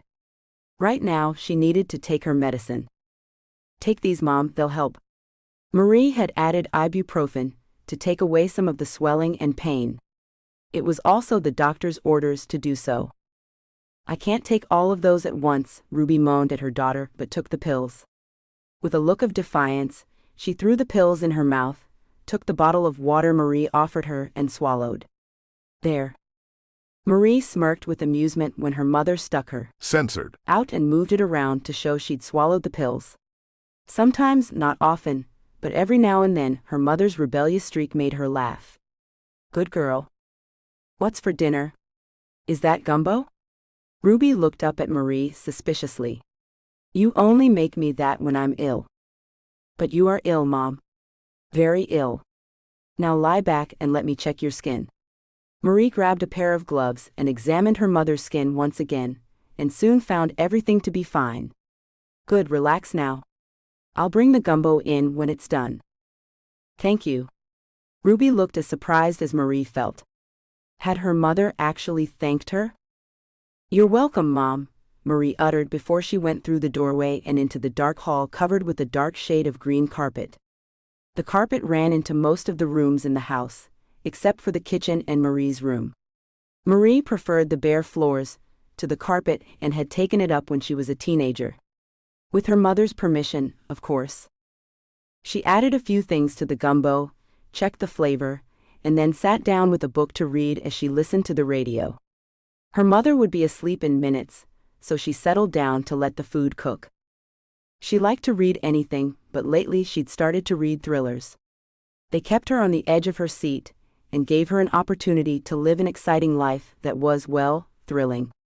Her life was so boring and mundane, sometimes awful, and the books helped her to escape into a new life that she could never imagine on her own. A smell filled the air, one that Marie was all too familiar with. Her mother had an accident. And not one that she could wipe away with a single wipe either. The smell was terrible, and by the time she'd finished cleaning up the mess, a mess her mother couldn't help, she no longer felt like eating. Her mother did though, so she made her a bowl and fed it to her. By the time the bowl was empty, her mother was asleep again. Marie took a shower, put on a clean nightgown, and went to bed without dinner. She'd put the gumbo in the fridge, and she'd have it for lunch tomorrow. Tonight, her stomach wasn't interested in eating at all. Chapter 7. Why is it so hot in here? Jane inquired as she came into Ruby's bedroom. The air conditioner died last night, and I don't have the money to get a new one. Even if I did have the money, I couldn't leave her to go buy one. Marie had been fanning her mother with a paper fan she'd made, but stopped now that Jane was there. I brought the fan in, but Mom's still sweating. I don't think those antibiotics are working. It's only been a couple of days. Let's give it a little while longer, Jane said thoughtfully as she moved closer to the bed. I might know someone that has an extra air conditioner they don't need. Let me ask them while you're gone, and if they'll let you have it, I'll bring it by later on. Really? That would be so wonderful. Marie's smile was almost beatific as she beamed at Jane. I've been so worried about her all night long, I barely slept. Well, go out, relax for a little bit and don't worry. I'll see if we can get this sorted. Jane's reassurance that all was under control eased Marie's mind. Throughout the night, she'd panicked over the fact that her mother didn't seem to be improving, and the fact that the air conditioner wouldn't work. She tried and tried, but couldn't figure out what was wrong with the machine that simply refused to come on. She'd finally given up, brought in the fan from her room, and made another fan out of paper to wave over her mother. It wasn't much, but it was better than nothing. Marie got up from the chair that had once been covered in a red velvet-like material, but was now faded and patched. It was a soft, comfortable chair, and Marie refused to give it up for that reason. It made the hours she spent at her mother's bedside a little more comfortable. Why should she replace it? I'll go clean up and head out for a bit. Thanks, Jane. Marie brushed her fingers over Jane's shoulder in gratitude as she walked out. A short while later, she was seated at the cafe with a cup of café au lait, her beignets and a book. She was too tired to read, and the way the sun slanted on the pages made it a chore to see the words, but she tried because it was one of her favorite things to do. Today, she didn't have to go to the store or pick up a prescription. All she had to do was relax. Only she couldn't. Her mother's condition weighed on her like a 2-ton weight. What would she do if her mother didn't improve? She felt like a yo-yo, being pulled by a child that had never pulled one before. She was joked in one direction, only to be thrown in another direction, before she was joked back into the same direction. Then she just sort of flailed around, with no direction at all. Which was where she was right now. She had no idea what to do, or who to talk to. There was always Jane, but she felt bad for burdening the woman with her problems. It was great that Jane might be able to get an air conditioner for her mother, but at the same time, Marie felt bad about it. She was her mother's daughter, she should be able to provide for her. It hurt her pride just a little, that she couldn't just go out and buy a new AC unit. "May I join you?" A deep male voice, accented with that Yankee sound, drew Marie's gaze upward. It was him. Her jaw dropped a little, and she looked around as if to make sure he was talking to her. Yes, if you'd like." "I would like to. My name is Matteo, by the way. Matteo Mazza." He put down his coffee and beignets, and sat down across from her at the little white table with white chairs. He held his hand out and she felt her face turn red. Marie Hebert. She took his hand and felt the touch, as a buzz of electricity. His hand was so warm, big, and comforting. Like he'd taken on her problems and he'd fight the world for her. His eyes were different though, they devoured her from head to toe with a hunger that she couldn't ignore. She stared into those eyes, unable to look away. She forgot how to breathe, to let his hand go, and they sat at the table, frozen in that moment as their hands touched. Then he blinked and let her hand go. "Sorry, forgot myself for a moment there. I see you've mastered the problem of dressing in this incredible heat." His head nudged in the direction of her body. She'd worn a pair of denim shorts, a lacy cotton white blouse, and her ever-present flip-flops. She looked at him and frowned. In contrast, he had on a pair of dark denim jeans that looked like they were made from a thick material, the kind she thought of as winter jeans, rather than the thinner material of summer jeans. Along with that, he had on a white Oxford shirt with the sleeves rolled up, and on his feet were a pair of leather loafers. Way too many clothes. Then she blushed again, because she'd suddenly imagined him. Censored. "It's all right, you'll learn to adapt. Down here, even senators wear shorts sometimes." "I bet they do. I wanted to come down here for a change of scenery, and knew it was hot, but damn. This is incredible." "It is. Wait until the mosquitoes start. Even with the mosquito abatement programs, we still get them. It's amazing down here, I love everything about it, but you've just mentioned the two things I hate. Mosquitoes and heat. Well, we have plenty of both of those down here." Marie looked at him with amused glee. It felt easy talking to him, like it was something they'd done many times before. She also noticed the way his lips moved when he bit into a beignet, or took a sip of his coffee. She noted the strength in his hands, but the delicacy with which he picked up his coffee cup. Sensual was the word that sprang to mind. He was a sensual man. Even the smell of his cologne was sensual. Something warm, languid, and giddy tensed in her lower abdomen as she watched him eat. She'd never been so totally aware of a man before. There were plenty of men in town that could draw her eyes, but she'd never been interested in them. Not like she was this man. "Is it better in the winter?" he asked once he'd finished eating. He wiped his fingers on a napkin, and she was almost jealous of the thing when he wiped his mouth with it. She pulled her bottom lip in between her teeth to stop herself from saying something stupid like, "Take me away forever, you." Censored. "God?" When the urge had passed, she spoke. "Oh, a little bit. It has actually snowed a time or two. None of it really stuck to the ground, but it has been known to snow." "Really? I bet the kids around here love that. It's so common where I'm from, we only see it as a nuisance. Well, we adults do. I have a feeling the kids don't. It gets them out of school, right?" His smile fascinated her. It brightened his face and lit up his eyes in a way that tugged at her heart. I wouldn't know, really. She realized what she'd said, what she'd all but admitted, and cleared her throat. I'm usually at home, taking care of my mother, so I don't see many people most of the time. Oh? His brows knit together and he leaned in towards her. What do you mean? Is your mother ill? Yes, she's in the last stage of Parkinson's disease. I'm her main caretaker. There's a nurse that comes in for an hour a day, so I can run errands. Every now and then, I get to do this. She paused to point at the coffee and book. It's not often, but every now and then, I have the time to sit here for a little while. It sounds rough. An hour a day to yourself? That's almost prison. His face revealed his thoughts. Horror at being so trapped, then compassion and understanding. She's your mother, though. You're a good daughter.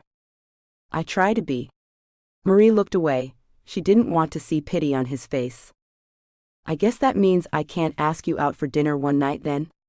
The lilt of hope in his voice made her heart flutter. No, she staggered out her response because she really wanted to accept but knew she couldn't. She could ask him to dinner at her house, but no. She didn't want him to see the state of the place. It was clean and tidy, but it was obvious they were poor.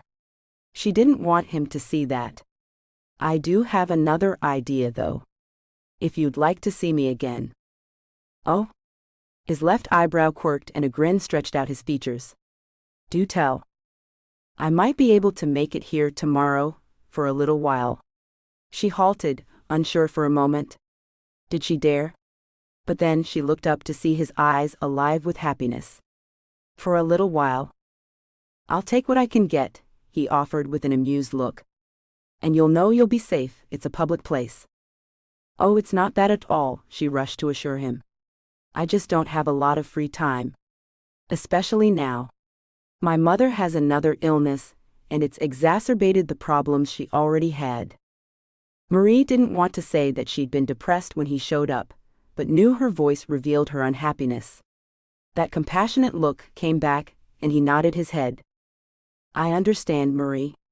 It's tough having a parent so ill. I won't nag you about anything. I'll just be happy with whatever time you can give me. Thank you. She glanced at her watch, always aware of the time when she was away from home. Unfortunately, I have to go. I didn't realize how long I've been here trying to read this book. He glanced down at the book, noted the title, and looked impressed. Thrillers, I like that. Good, she said with a laugh of appreciation. I'm kind of stuck on this author. They're old books, but I like them. They're full of ghosts and wickedness. And I can read the whole collection now. They've been around for a long time. Yes, I liked them too when I read them. He nodded as if to agree with himself. She was surprised he read. For some reason, it had never occurred to her that men really would sit down and read a book. Of course, she hadn't been around a lot of men in her life, outside of school and the business she had to take care of. It just didn't seem like something a man would do to her. The fact that he did read impressed her even more than the car, or the display of wealth in his personal attire. The ring he wore on his right middle finger was probably worth more than her yearly income alone. That didn't count the necklace or the watch he had on. She glanced at his right wrist and noted the faint creep of jet black ink. She couldn't tell what the tattoo was, and when his arm moved, she quickly looked away. She didn't want to admit that it gave him a bad boy air, that tattoo. She fought to keep a pleased smile off of her face. She liked everything about the man so far. She'd never really thought about what type of man she would like to have. She'd never thought that far ahead into the future. Now she knew exactly what her type was. Him. I guess I'll see you tomorrow then. You can fill me in on all the local secrets and skeletons that await in people's closets. The happy smirk on his face did things to her that she didn't understand, but she liked it. I might just do that, she finally uttered, her ability to speak all but forgotten. Yeah. I'll see you tomorrow. She gave him a nod and stood up to leave. I hope you won't be disappointed if I can't make it. Sometimes I'm delayed and can't help it. I understand. Why don't you take my card, and if you can't meet me, just let me know? We'll set up another day. He pulled out his wallet, took out a business card, and gave it to her. That's a good idea. I don't know why I didn't think of that. She took the card, looked down at it, and saw it was on cardstock that must have been very expensive. Thank you. I'll see you soon, Marie. Take care of yourself. He gave a short wave from his chair, and she tried not to fall over as she walked to her car. She was so happy she wanted to jump for joy, or fall over with relieved excitement. A man wanted to take her on a date. And not just any man, Matteo Mazza. Even his name was sensual. She repeated it to herself as she drove home, still full of giddy hope. She didn't hear the radio or the way the tires changed sounds as she drove over asphalt, and then cement, and then asphalt again. All she heard was the sound of his voice as he told her goodbye. He'd been very pleased she'd agreed to meet him, and that was something she thought she'd never get to hear. The thought was dimmed, however, when she drew near to the driveway. In that house was her mother. In an instant, everything fell down around her as she realized she'd never have time to date him. That he'd get tired of her eventually, because she didn't know how to pluck her own eyebrows or have the money for makeup and haircuts. He'd want a proper woman at some point, and she couldn't be that. Even if her mother didn't drain all of her paychecks, she still couldn't afford to buy the kinds of clothes a man like Matteo would expect his woman to wear. Expensive things that she didn't even have a clue where to buy. Where did you buy clothes from Louis Vuitton or other designers? She had no idea, and that made the frown on her face deepen a little more. Who was she kidding, she thought. She couldn't date a man like Matteo. She wasn't his kind. Chapter 8. Marie woke up the next morning and stared up at her ceiling. She'd pushed her thin blanket off during the night, and the breeze from her fan blew her hair out of her face. Did she go and meet Matteo, or did she let him go? If she did it now, she wouldn't know the pain that would come later when he figured out that she wasn't good enough for him. A loud bang from her mother's room got her out of bed, and she went in to see what was wrong. Her mother was there, her hair a wild halo around her head, anger spewing from her eyes. She was trying to speak, but words wouldn't come out. What's wrong, Mom? Marie asked, and watched as her mother put her hands between her legs. Ah, the bedpan. Just a second. Marie went into the bathroom, put on a pair of gloves, and grabbed the bedpan. With practiced movements, she put the pan under her mother and turned away. After a few minutes, Marie was about to turn around when something hit her in the back of the head. She knew what it was the second warm liquid poured down her hair and back. Her mother had thrown the used bedpan at her. She took a deep breath, turned around to see that there'd only been urine in the bedpan, thankfully, and cleaned her mother up. Her mother struggled with her the entire time and slapped Marie in the face twice. Marie ignored both slaps, but when her mother clawed her short nails down Marie's arm, she cried out with pain. Blood welled along the length of the scratches, and Marie looked at her mother with horrified anger. Mom? What the hell? Her mother just glared at her angrily. Marie wanted to tell her mother off, wanted to make her pay somehow. Deep down inside she felt the need to hit out angrily, but she controlled it. Her mother couldn't help this. Her mother was an invalid. Her mother didn't deserve the life she'd had. It played like a mantra in her mind, as she finally got her mother cleaned up and situated in the bed. It was only then that she went in to take a shower. Her mother's needs were always the priority for her, even if that meant she had to clean up the woman with urine dripping from her hair and down her back. Once she'd showered, she went back into the bedroom to clean the carpet. That took a lot of effort, as the urine had soaked in, but in the end she was certain she'd cleaned it all up. She looked at the scratches on her arm, 3 lines that were already scabbing over. At least there were no bruises on her face, she thought before she got up and went into the kitchen. She took out the medicines her mother needed to take, prepared her breakfast, and took it into her on a tray. Ruby promptly threw the hot oatmeal and scrambled eggs at Marie and the wall. The pills she picked up and tossed behind the bed. It all happened before Marie could stop her, and she stood shocked as the oatmeal dripped down her face. The oatmeal wasn't hot enough to really burn her, but it was still warm and could have burned her if it had been a little hotter. She pulled the bed tray from her mother's lap so she couldn't throw that, and ran into the bathroom to wash the oatmeal from her hair. Marie stared at herself in the mirror once her hair and face were cleaned up. She looked like what she was, a nervous wreck. Ruby had been hard to handle before this infection, but now? Now she was a holy terror, and Jane would have to do something. There had to be something that the doctor could give her to make that infection go away. By the time Jane walked into the house, Marie had changed tops again and cleaned up the floor of the eggs and oatmeal. Marie was just about to walk back to try to get her mother to take her medicine again, when Jane walked in. "Hi. How is she today?" Jane asked in a cheery, hopeful voice. "Terrible." Marie sobbed and started to cry. "I don't think I can do this anymore, Jane. My God, how much am I supposed to take?" The older woman took Marie into her arms and soothed her. "Tell me what's wrong." Marie relayed the events of the morning to Jane and explained how she was exhausted. "I'm just tired, Jane. I've been doing this for years now, and it's only getting worse. I knew that would happen, but I had no idea she'd attack me like this. It happens sometimes when they have infections. Listen, I'll call the doctor and ask him about admitting her to the hospital. That would give you a couple of days to regroup." "Do you think he would?" Marie hiccuped, the tears drying up as hope flooded into her. "He might," Jane stressed the last word with a sigh. "He needs to, just to give you a break. You go on out, I'll get her medicine down her and check her over. I'll see you in an hour, all right?"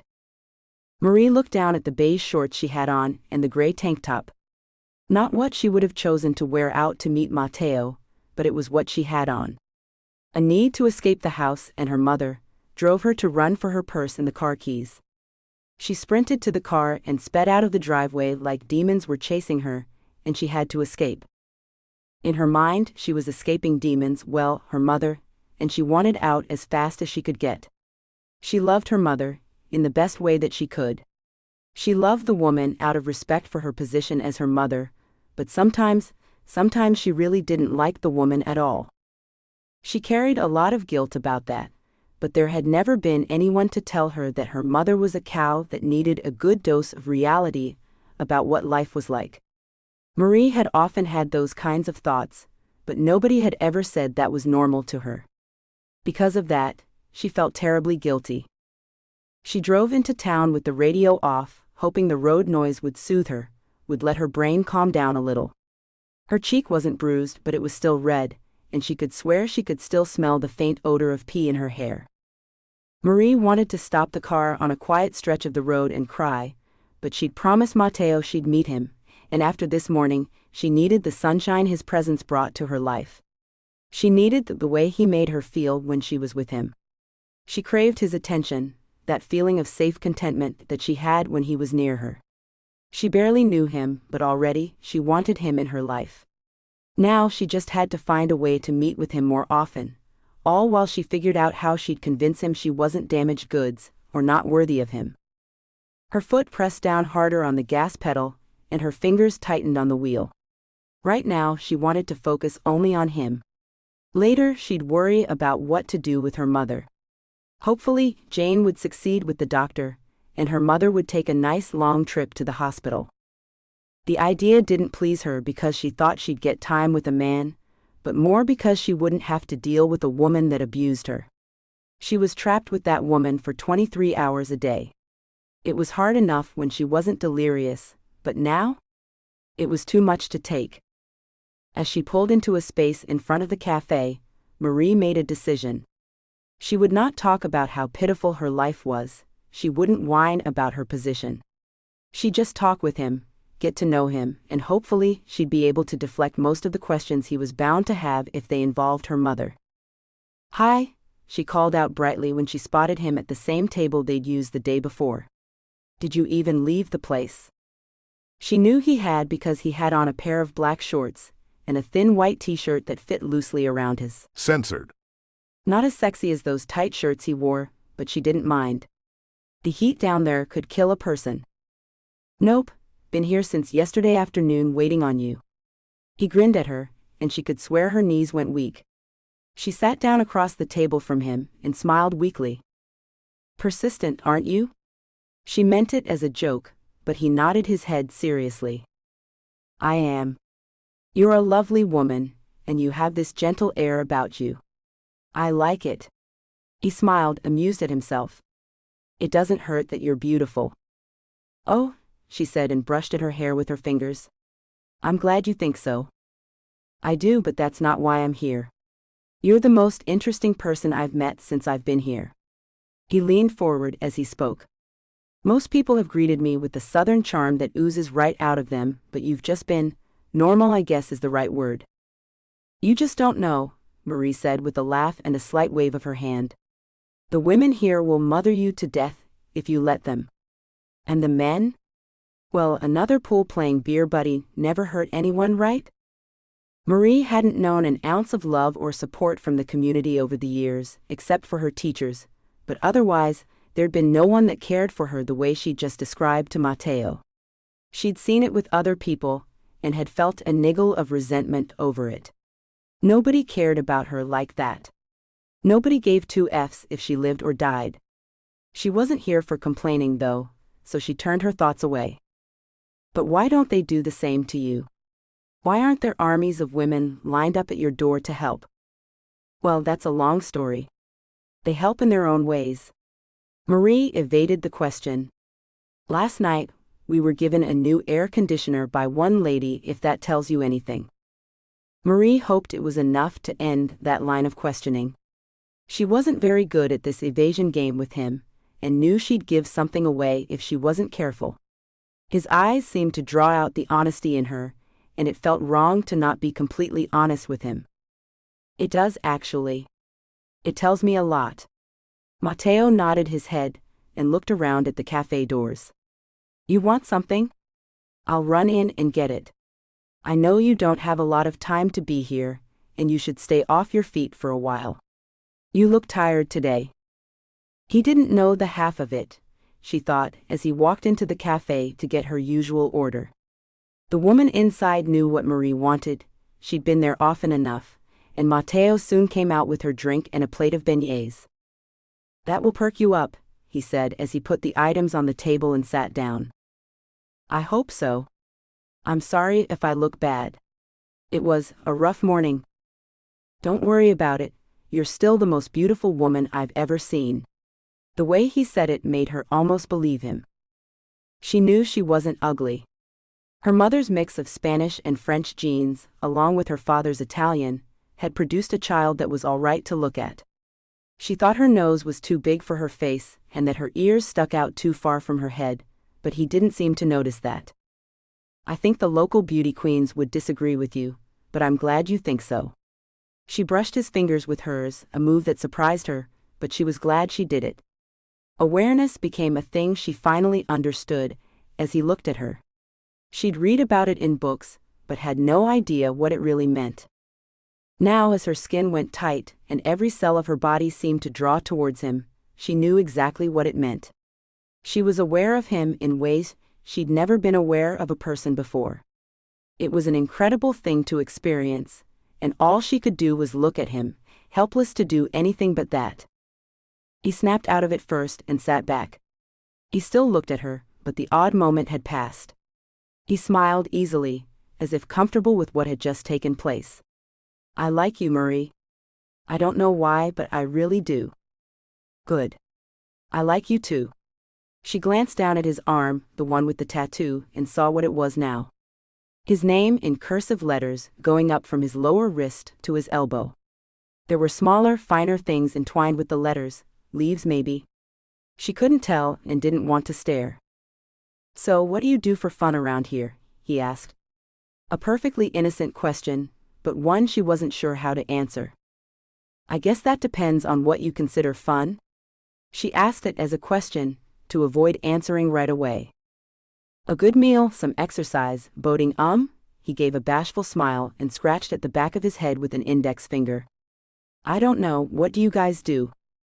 Lots of things, boating on the river or out in the spillway, swimming in the lake or drive down to the Gulf. There are bars, dance halls, and I think there might even be an illegal strip club or two out in the backwoods. It was a rumor she'd heard many times as she sat in waiting rooms, so still, people would forget she was even there. Nah, those don't interest me. What about films? Theater? You got anything like that? Up towards New Orleans, yeah. Down this way on the outskirts, not so much. I can take you out in the bayou, show you huge snakes, spiders, and bats if you'd like. Could you indeed? He looked intrigued. If my mom didn't need me, I would. She pulled her lip between her teeth for the billionth time in her life, and tried to think of what to say next. I don't know how long that will be, Matteo. You should know that. It might be that I can only give you an hour every now and then, for a long time. Or it might not be. I don't know. I'll take what you can give me. He leaned back, comfortable under the umbrella at the table. I've got time. I'm glad one of us does. She took a final sip of her coffee and glanced at her watch. I can't believe it's that time already. I have to go. I'm so sorry, but I'll be late if I don't go now. It's fine, I'll see you again soon. Just text me, all right? He gave her a wide smile, held out his hand, and when she gave hers to him, he pulled her closer to him. I have all the time in the world for you, sweetheart. Don't worry so much, all right? She gasped but nodded as his lips came down. She held her face up to him, wanted him to censored her lips, but instead he brushed his lips against the side of her cheek. Somehow, that was better than a censored on the lips. She pulled back to look up at him, completely befuddled. Drive home carefully, all right? Your precious cargo. He winked as she stood up and left.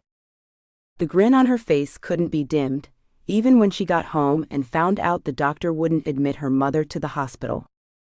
Maybe when she yanks her IV out and bleeds all over, he'll realize she needs to be hospitalized. Until then, call me if you need me, honey. Jane was in a hurry to leave, and Marie knew her mother was still being a terror. She sighed and went into the bedroom her mother occupied, but even the glare of hate her mother sent her way couldn't dim the warmth in her, censored or the way she felt, deep down inside. She was happy. Chapter 9. I can't believe a month has passed already, Marie whispered to herself as she got dressed to meet with Matteo. She said it out loud, even though there was no one to hear her, because she had to make it real. Thinking it didn't seem to make the fact a fact, so she tried saying it out loud. It helped, and she smiled as she slipped into an old but still wearable pink dress. She'd bought it for her high school graduation, and hadn't worn it since. She was amazed it still fit, and smoothed the panels down with careful hands. It was an A-line dress, cut into panels that had been stitched together with a deep V at the top. The skirt went down to her calves, and was more respectable than the top. It wasn't exactly out of fashion, and it was a more mature dress than she'd have bought back then, but she'd felt like a grown-up, so she'd bought it. She liked the way the material swirled around her upper legs. It was a classic dress, and to Marie it was classy. Her mother had even said so when she saw it. Even if she had ruined the moment by telling Marie not to act like a trollop at the graduation ceremony, just because she was out of school now. Marie rolled her eyes at the memory and went about finishing her getting ready process. That meant putting her hair up in a ponytail and making sure her fingernails weren't jagged or dirty. She had no idea how to style her hair and had no makeup. She didn't have to do a lot to get ready. She was clean, not sweating yet, and presentable. She slipped her feet into a pair of her mother's old black stilettos, the only fancy shoes she had, and went into the living room. Her mother was asleep, so the woman Jane had arranged for waited in there for Marie to come out. The woman was from another town and Marie didn't know her, but she had only asked for $20 to watch her mother for 2 hours, and Jane recommended her. It was worth giving up her favorite snack for a week or two to go on this date with Matteo. Over the last month, they'd spent every hour they could together, and he'd asked her if she could arrange for 2 hours in the evening so she could go have dinner at his house. She'd agreed, and now she was ready to go. Jane's explained everything right? And you have my number? Marie asked the woman. Carol, that was her name. Yes, honey. You go on now, we'll be fine. You deserve a break from what Jane said, so you go on now, cher. Only when the woman said cher, the old French word for dear or darling, it came out as Shaw. Marie smiled at the endearment and thanked the woman. I'll be back by 9. I promise, no dilly-dallying. Take your time, cher. I'll be right here taking care of your mama for you. Go on now. Marie finally left and picked up the directions Mateo wrote down for her. She thought she knew where the house was, but like the bayou, some of the houses around went deep back into the woods and were hidden away from view. She wasn't as familiar with some of those places, despite living in the town for all of her life. She knew she'd found it when she spotted a discreet fence, with one of those ornate steel gates in the middle that slid away to allow a car through. There was a box just in front of the gate where she stopped and pressed a button. May I help you? A bored voice came out of the speaker in the box. Hi, yes. I'm Marie Hebert, here to see Matt, or Mr. Mazza, please. Just a moment, Ms. Hebert, I'll open the gate for you. The speaker went quiet.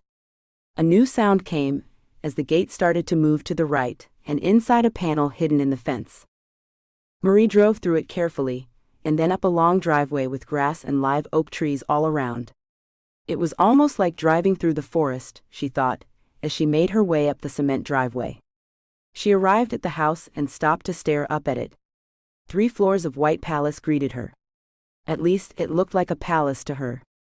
There were 6 tall columns along the front of the house, and rows of windows. More trees peeked out from each side of the house, and she wondered what was in the back. She finished the drive up to the house, before she came to a stop in a wide spot on the path. She stared up at the house some more. There were jasmine bushes along the front, and she noted that, despite the heat, none of the windows were open. His power bill must be huge to keep a place that big cool. She put the car into park, turned it off reluctantly, and opened the door. She wanted to get out. She had been excited about their date 10 minutes ago, but now? Now she just felt overwhelmed. This wasn't the kind of place she was supposed to ever be in. Maybe a nice 2-story house with a bit of land, and a garage to protect the cars from the summer sunlight, but nothing like this. This was a mansion, and it let you know it. She started to shut the door, but she remembered how much she'd wanted to spend some time with him alone. She was paying someone to stay with her mother. She'd wanted this date so much. A nice dinner, some time alone with him, and maybe a little more than the censored he traced along her wrist was all she wanted. That wasn't too much to ask, was it? Marie wanted to actually have some private time with him. Before now, there'd always been an audience around them, even if nobody paid attention to them. It was still out in the open, where anyone could see them. The hunger in his eyes had only grown over the long weeks, and she'd felt a reciprocation of that hunger in her own body. She wanted him, and for the first time in her life she wanted to have something of her own. Something that hadn't been tainted by her mother. Mateo was that thing, that one thing she needed more than anything else right now. He was all she wanted, and if she left right now, she knew she'd never have it. She'd be too much of a coward to face him, if she stood him up. With a deep breath and stiff spine, she got out of the car. She stood as tall as she could in the unfamiliar stilettos, even though her ankles wanted to wobble. With a gentle push, she shut the car door softly and walked up the porch that covered at least 3 sides of the house. Pride alone gave her the impetus to press the button of the doorbell. She didn't really notice a lot about the house once she was on the porch, though she did see quite a few rocking chairs and tables placed around. Other than that, all she saw was the white front door and the light that shone through narrow panes of glass on each side of the barrier. Good evening, Miss Hebert. If you'll follow me, the same bored male voice greeted her, but this time he was in corporal form. She didn't know if he was a butler, a friend, or a family member, so she just nodded her head and came into the foyer. He was a tall man in his mid-40s, with a bald head and bored brown eyes. He'd be handsome if he didn't look as though he was about to expire, from lack of any kind of emotion other than indifference. Thank you, she said, and ignored the man to look around. Dark brown wood comprised 2 sets of winding stairs, one on each side of the foyer, that likely went up to the 2nd floor. The bored man didn't take her up the stairs.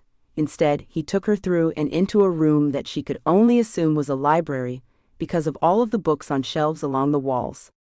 There was a couch, 2 armchairs, and a desk in the room as well.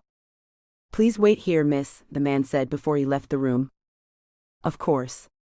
Thank you, Marie said quickly, nervous now that she was in the house. She wrung her hands together and tried to convince herself not to bolt out of the place. His house had a library. Her house had a stack of books that she'd borrowed from the library in town. Maybe she should get back in her car and go to a daiquiri shop, get herself a nice chocolate daiquiri, and head home. This life wasn't for her at all. But she'd always known that, hadn't she? It wasn't like it was a sudden surprise that Matteo was rich. She'd known that all along, she reminded herself.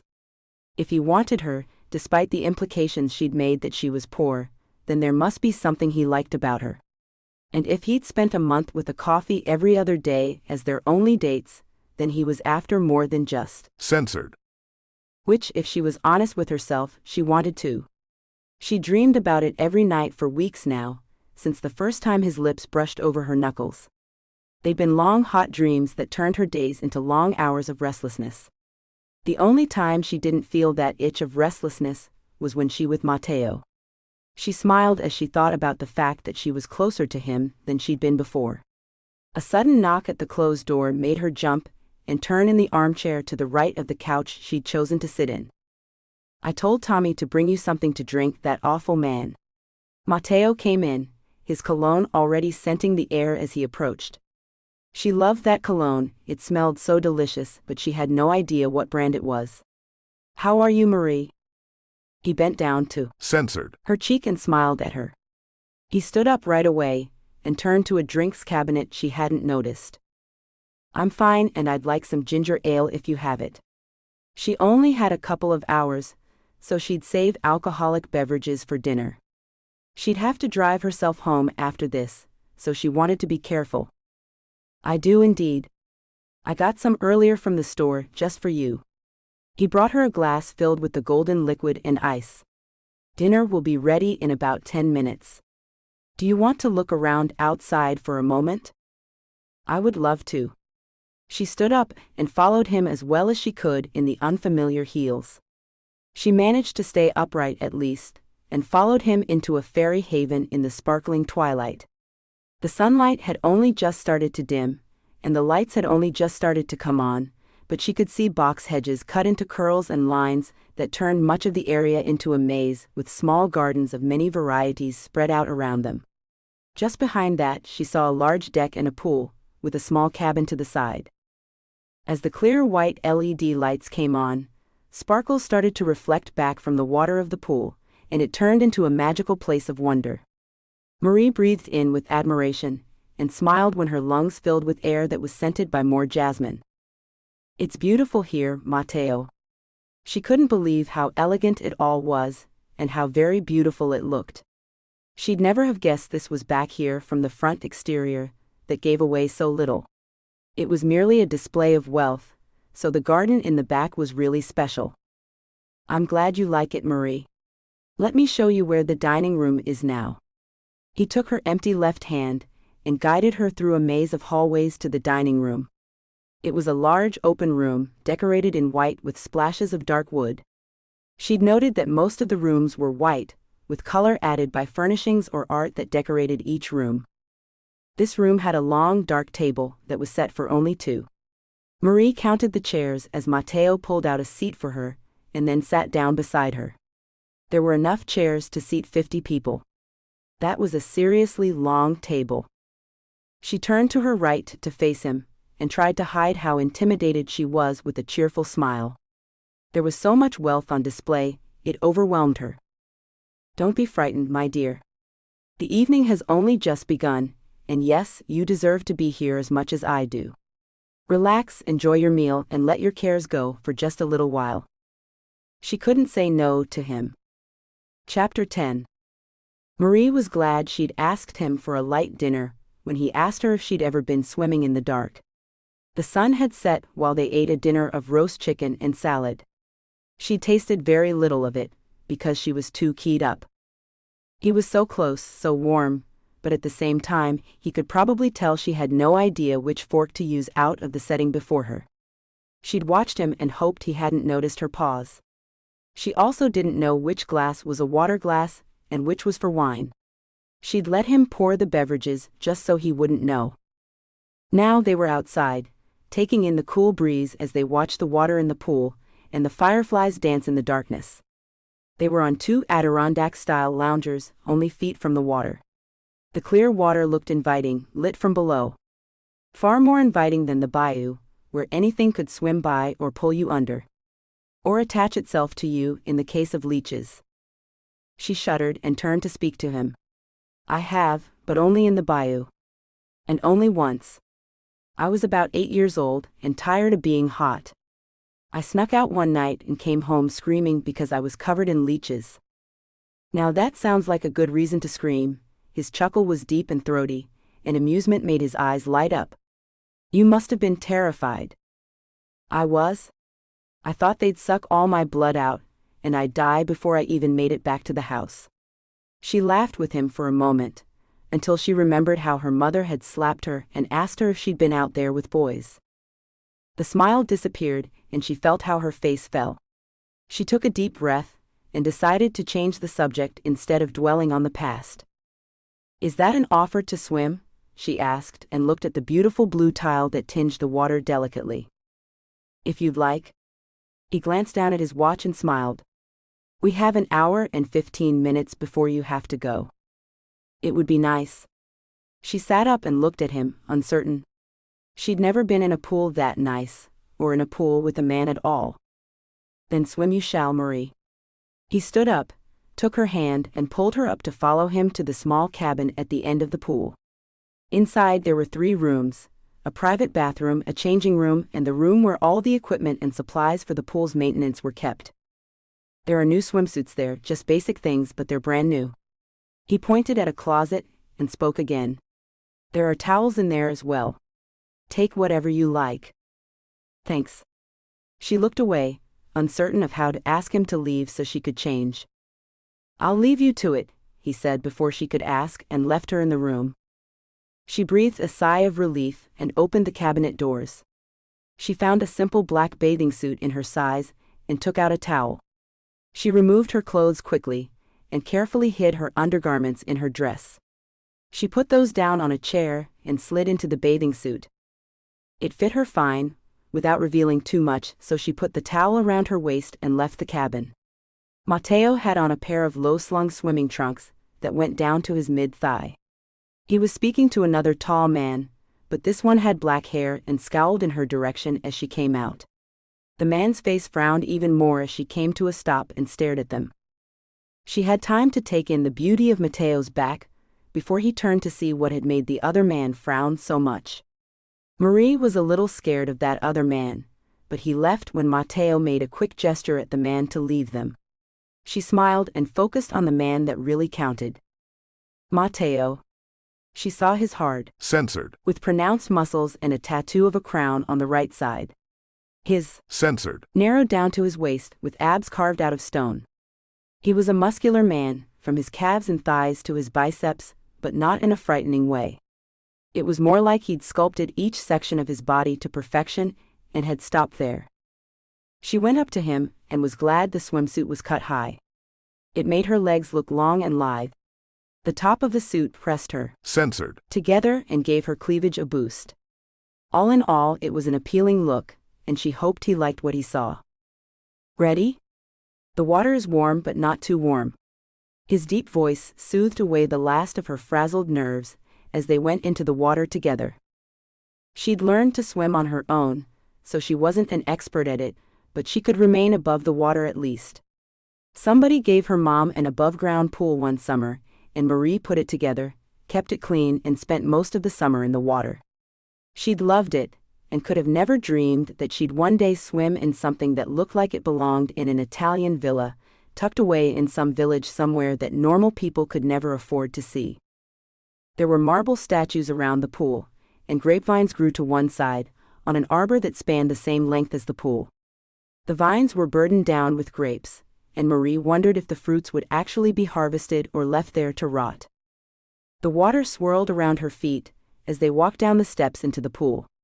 Despite Mateo's reassurance, she was surprised to find it was warm, but not too warm. Just enough to make it comfortable. She waded further into the water, aware of Mateo the entire time. He dove into the water like a seal kept too long on land.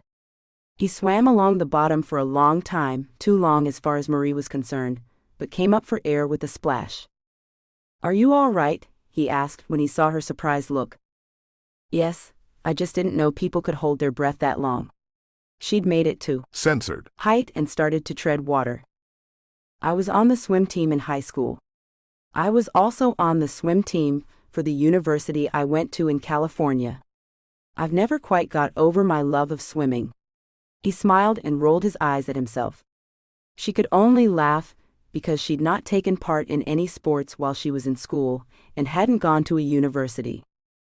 Instead of answering, she pushed herself under the water and then came right back up. She came back up to find that Mateo had swum very close to her. She looked into his eyes as she swiped water from her face and saw delight.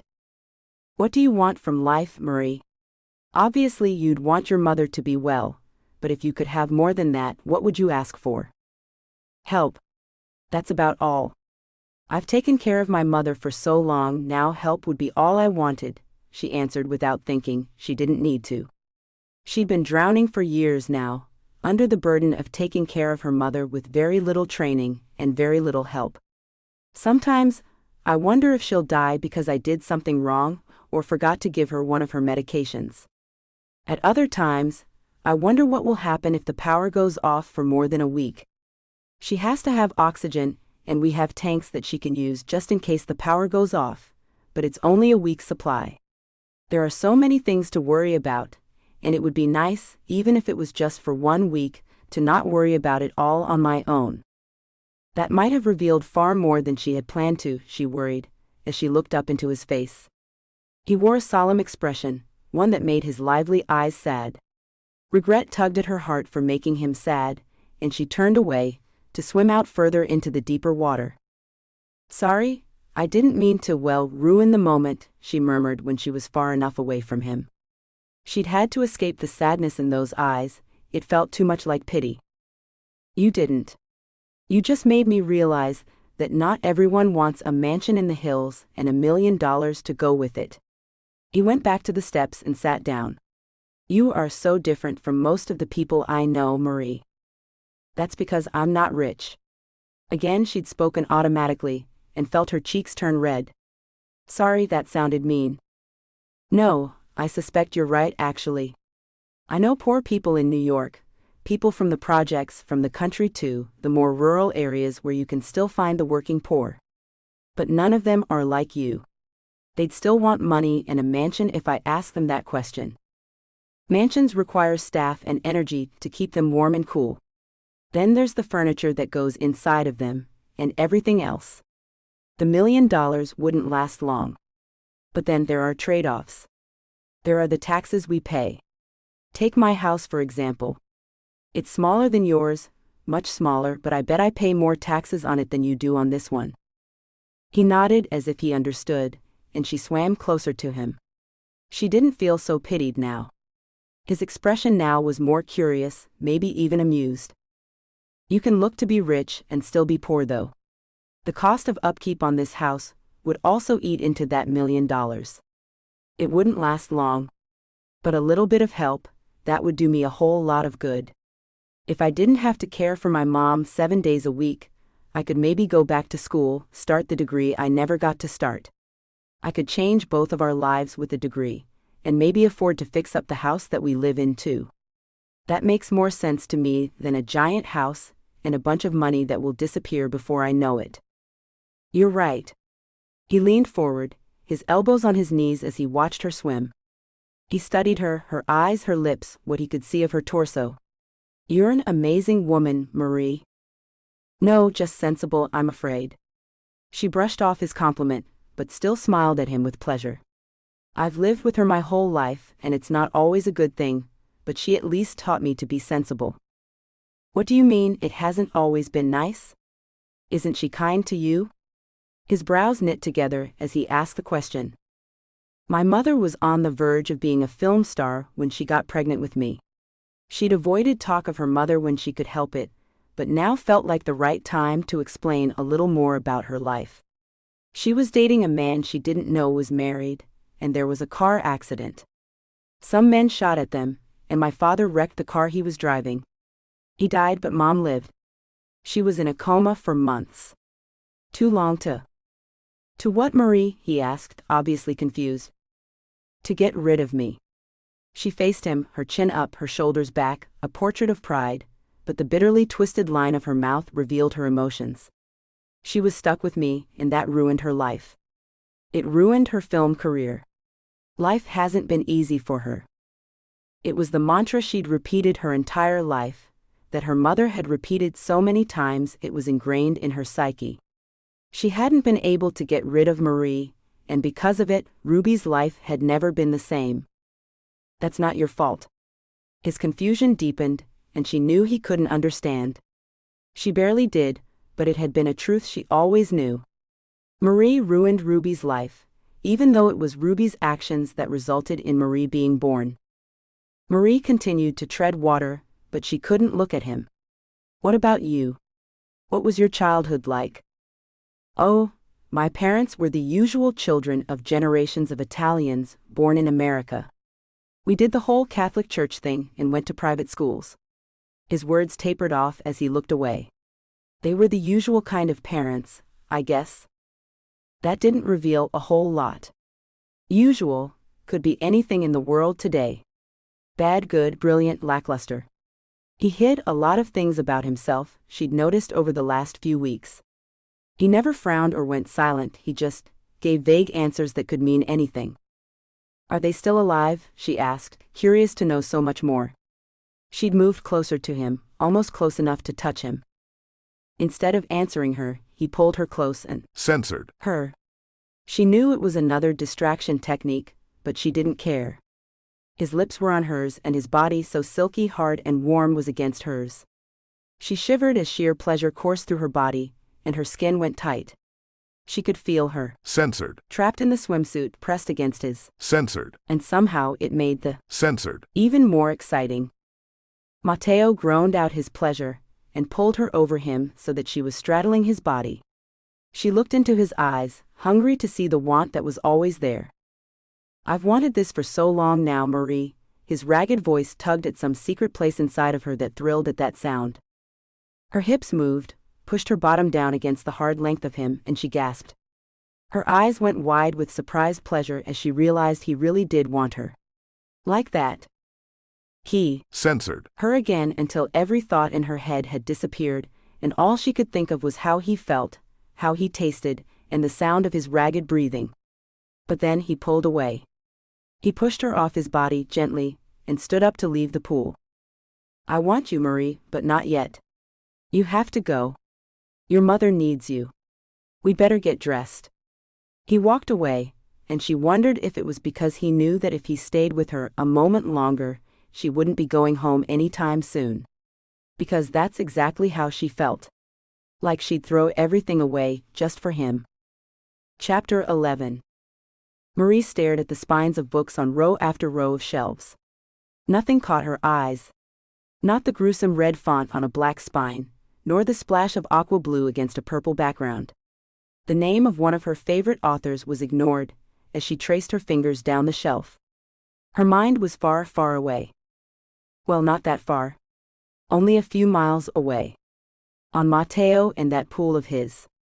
She'd gone home the night before, certain that the next time she was with him at his house, that her virginity would disappear. There was some reckless clanging urge inside of her that said she needed to go back to him, and she'd fought with that urge all night. She'd had to get up twice to change the pads under her mother and clean her up. She couldn't leave her mother alone in that state. And she wouldn't. Above all, Marie was a good daughter, even if her mother told her she wasn't. She knew she was. She might be sheltered from the rest of the world, but she'd been out in it. At least into the town. The bad children were the ones that abandoned their parents, that left them to struggle alone. Those were bad children. Marie took care of her mother. She'd given up everything, in fact, to make sure her mother was cared for. She and Matteo hadn't talked about their parents or their childhoods much. They talked about the town, about the people that passed by, about how nice it would be to go out together. She told him about her mother, that she was ill, but she hadn't filled in the details. Not until last night anyway, she thought as her fingers stopped on a shelf. She'd spotted a book she'd been waiting on for months now. It had finally been returned to the shelves, so she picked it up, though she wasn't really interested in it at the moment.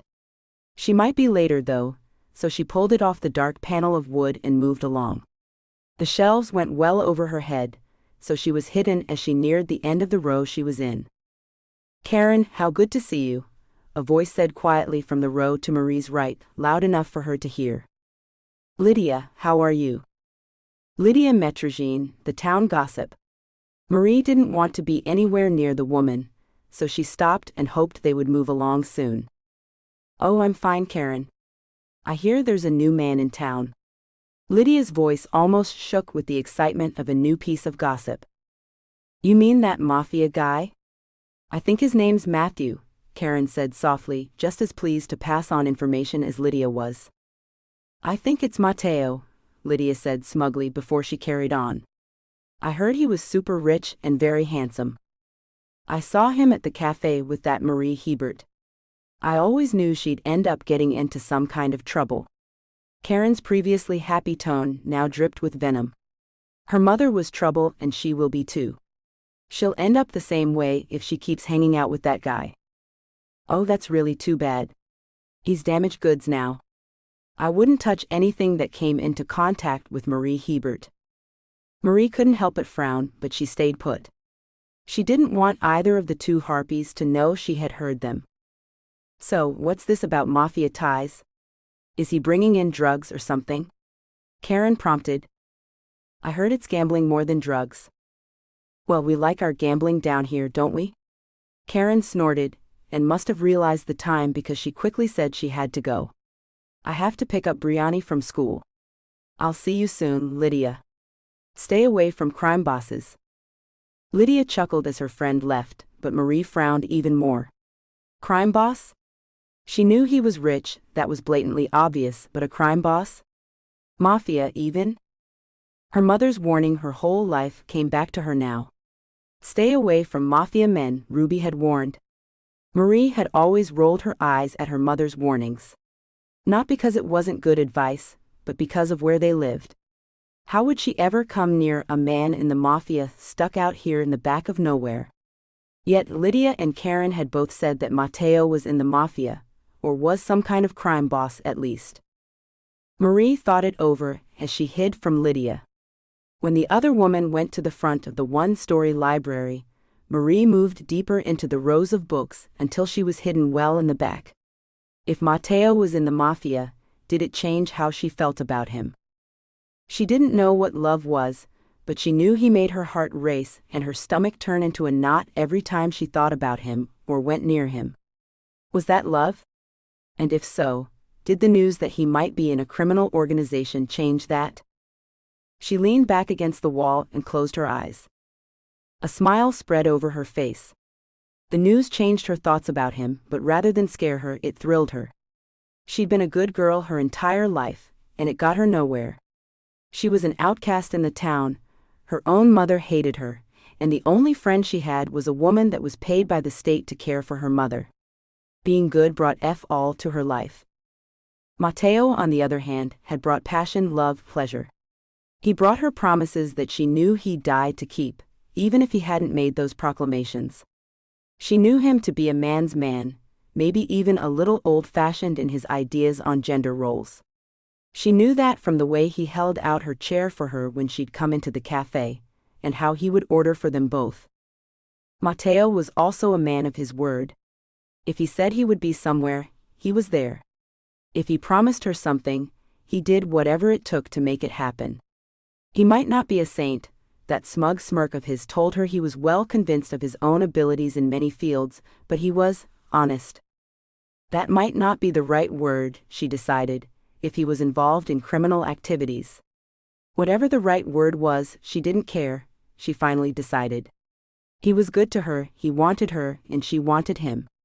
She wasn't a saint either, she just didn't have a choice about whether to be good or not. Her own sense of what was right and wrong made her stay with her mother despite the abuse she'd taken from the woman. He'd given her a new phone the third week they knew each other. They often exchanged texts, and she called him when her mother was asleep. Every day he'd send at least 2 texts, one to say good morning and one to say good night. No matter what, she got those texts every day, and it made her feel special for the first time in her life. That probably should have her worried, but Marie wasn't. Matteo had given her far more than a phone. He'd given her hope. She knew she had a purpose, a reason to live, her mother needed her, but he gave her hope that there was so much more than that. She picked up a couple of more books on the new release stand and went to check out. She didn't know which books she'd picked exactly, but she wasn't worried. In the boring hours of the day, she'd read anything to pass the time. "Is that all, Marie?" the pretty librarian asked with an awkward smile. Her name tag said Jennifer, and she had light brown hair and pretty blue eyes. She was new to the town, so she'd been nice to Marie at first. Today, however, a strange tightness had shown up around her eyes when Marie walked into the building. Marie knew someone had whispered vile things to the young woman. Things that were probably true, if they were about her mother. Marie thought. Now even the librarian cringed at the sight of her. That was just perfect. "Yes, Jennifer. Thanks." Marie handed over her library card and got out of the building as quickly as she could. She didn't want the young woman to see the way her hands shook and how much she was fighting back tears. "I hate this place," she said out loud, even though she didn't mean to. "I hate this place and the people, and most of all, I hate the fact that my mother made me a pariah in this awful town." These were things she wanted to talk to someone about, anyone if it meant she could just get it all out. She'd considered going to see a counselor, but she didn't think she was necessarily depressed or anything. She just felt trapped. She always had been, until Matteo came along, that is. She drove home with the memory of his breath on her skin, the way his fingers had slid down her neck, how it felt to press down into him to tantalize her. If her mother was asleep, she'd text him, she decided. Or maybe she'd call him. She thought about the tattoos she'd seen on him. She liked them, liked the rebellion that had spurred him into getting the ink. He wasn't exactly like the bikers she'd known in the town. They all seemed sort of, well, dirty to her. Matteo was clean, right down to his perfect fingernails. He was dangerous. He could break her heart or he could break her, and that didn't frighten her at all, in fact it excited her. That was living, taking risks, hoping for the best, and waiting to see what came of the chance taken. That was the kind of life she wanted. She wanted intrigue, romance, and passion. She was tired of being good. She was tired of always being safe. For once in her life, she wanted to know what it felt like to be more than just alive. She turned the car off and walked into the house. There was a smell. That smell. She rolled her eyes into her head, but it wasn't frustration. It was reality setting in. This would be her life until her mother's illness came to an end. And there was only one way that would happen. "Hi, Marie. Don't worry about this. I have a few minutes, so I'll clean her up. Get settled in and I'll see you in the kitchen." Jane's face was red, despite the air conditioner her friend had been kind enough to donate to them. Marie was sympathetic. She knew it wasn't just the heat that caused that redness. It had more to do with trying not to breathe too deep until the mess was cleaned up. Marie simply nodded her head and waited for Jane. "She's more lively today, but I think she'll sleep tonight for a change." Jane sighed as she came into the room and washed her hands at the stainless steel kitchen sink. She'd washed them in the bathroom, but like Marie, she washed them in the kitchen too, just to be sure. Hygiene was key to keeping down contamination and infection, for all of them. Marie looked down at her hands, raw and a little red from all the washing she did. She used hand cream on them, but that only helped a little. Sometimes she would massage cooking oil into them, just to try and help the dryness she would end up with. That worked when it was really bad. "Oh, here, I brought you this. It really helps your hands." Jane winked at Marie and handed her a white tube. It was some kind of specialty hand cream for those with work-roughened hands. "Thanks," she said with a grateful smile. From the label, Marie knew she'd never be able to afford a tube of hand cream like that. She squeezed a dab out into her hands and saw it was more an ointment than a cream. "That's different." "It is. It's what I use and well, I think you want to look your best lately, don't you?" Marie went still and she looked at the nurse with a quizzical gaze. "Maybe."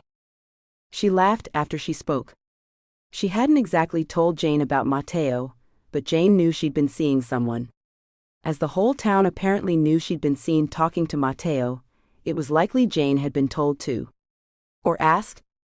Most people knew Jane was Ruby's home health nurse. "Just enjoy yourself, Marie. Don't get too serious."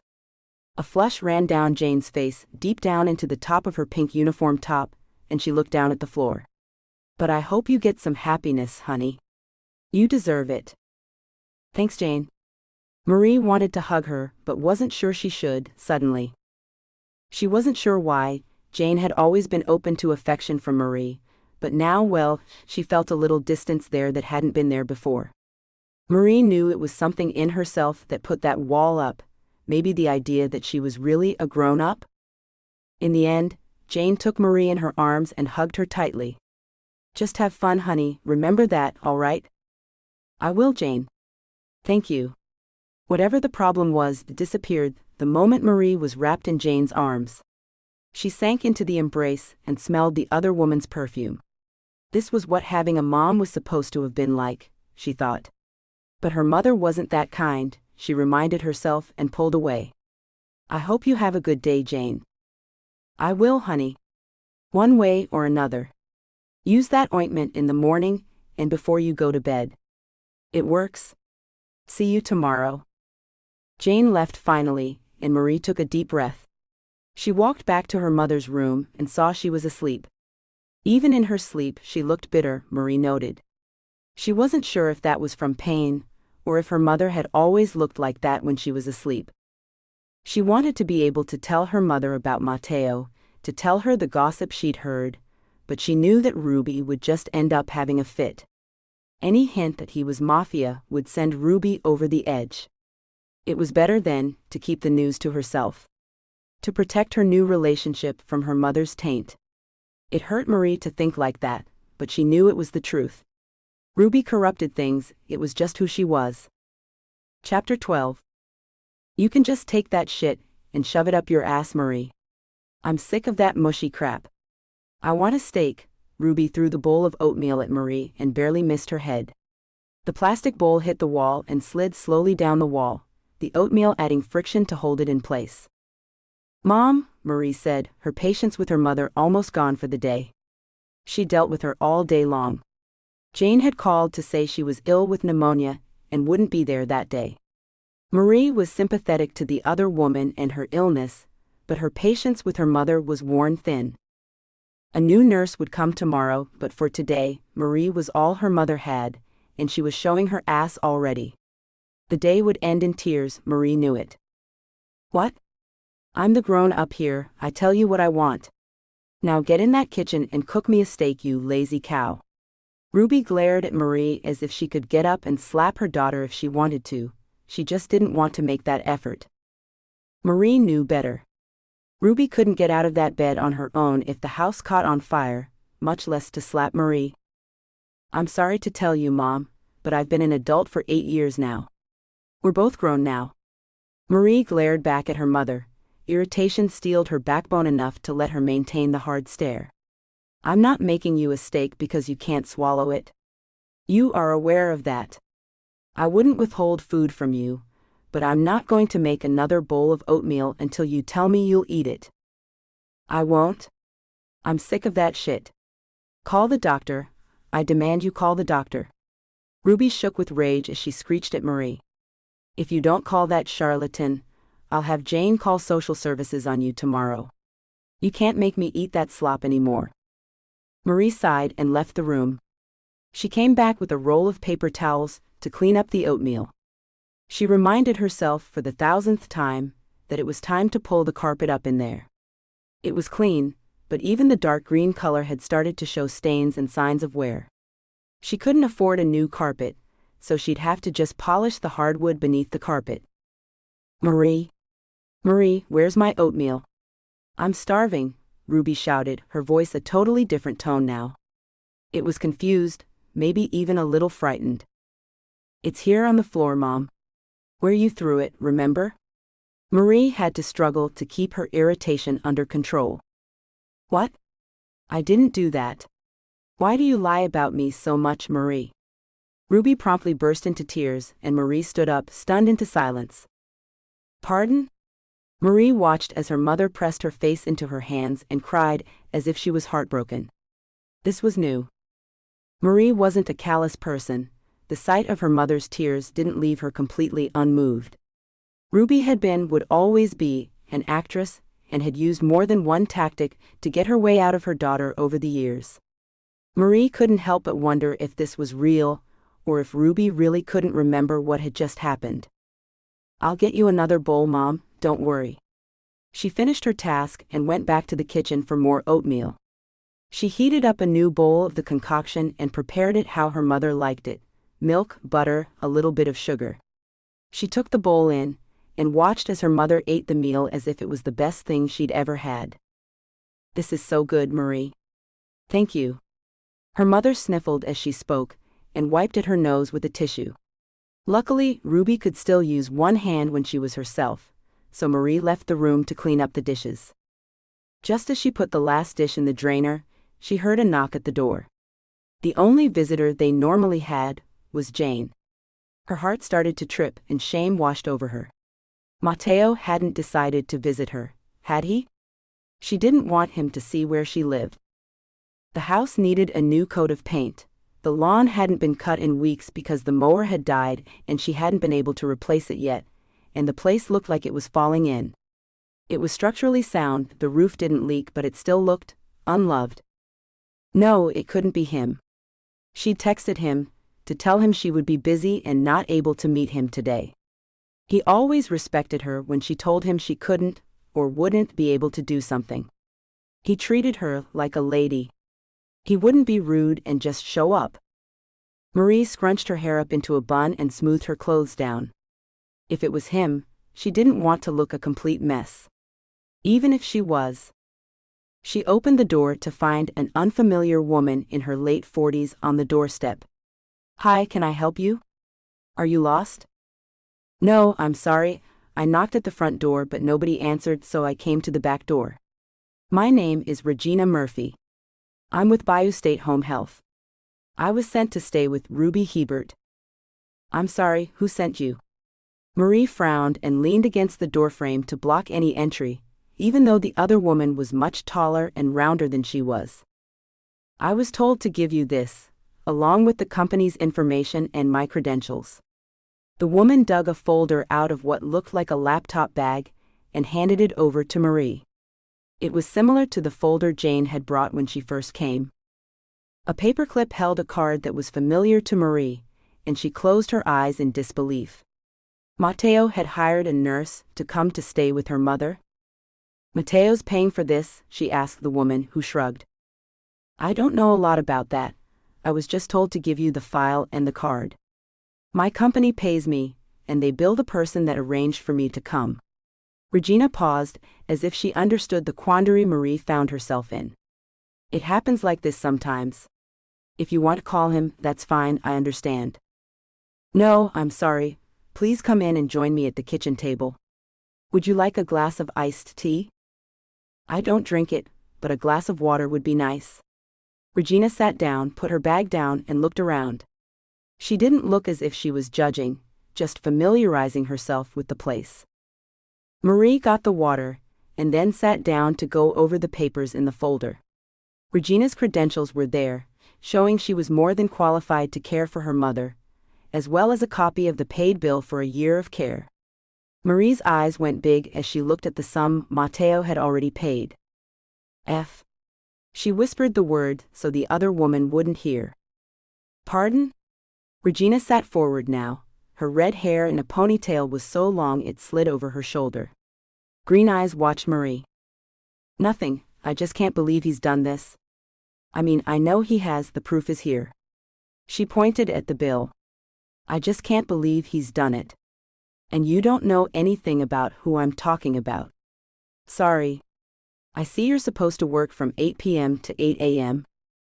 Yes, it's a shift I prefer. Our older patients can have such a hard time at night. I like being there to reassure them and help them to rest. You understand my mother also has dementia, on top of Parkinson's disease? I do. I'm sorry, I know this is a very unusual way of doing this. We gathered from the man that paid that this wouldn't be the normal situation. I've spent the last 15 years taking care of elderly patients with a variety of health problems. I'm prepared for most things. Even the patients that can't help but act violently. I assure you I've seen it all. Something about the woman's tone told Marie that the nurse would be perfect for her mother. Regina would do her job and keep the situation under control without panic. Marie glanced back over her credentials again and knew Regina was the perfect fit. She hoped. Would you like to meet her? Marie wasn't even sure it was legal for Matteo to hire a nurse like this, but money talked all over the world and opened doors. There was a calm air about Regina, and she handled the introduction with Ruby competently. Ruby didn't seem too upset, and understood that she would have a new nurse in the evenings. Which meant, oh goodness. It finally hit Marie exactly what all of this meant. She would have 12 hours free every 5 days. She could escape, for a little while. Before she completely collapsed from relief, Marie showed Regina the medicines her mother would have to take, and the ones prescribed to keep her calm if she became too violent. The other woman was familiar with the machines, and the precautions she would have to take to keep Ruby comfortable. Marie also showed her where the supplies she might need were kept, and spent time introducing her to the parts of the house she would use. I'm sorry, are you allowed to sleep while you do this? Marie wasn't sure how it worked, so she asked. She'd have prepared a room for the woman, if that was the case. No, but I'm a night person, so it's fine. I knit a lot usually. It just depends on how much your mother sleeps. Okay. Well, my number is on the fridge. It was the number to the phone Matteo had given her, so she didn't have to use the minutes on the phone her mother had been given. I guess, well, I'm going to take a shower and then I don't know. I've not had a night off since I was 18. Seriously?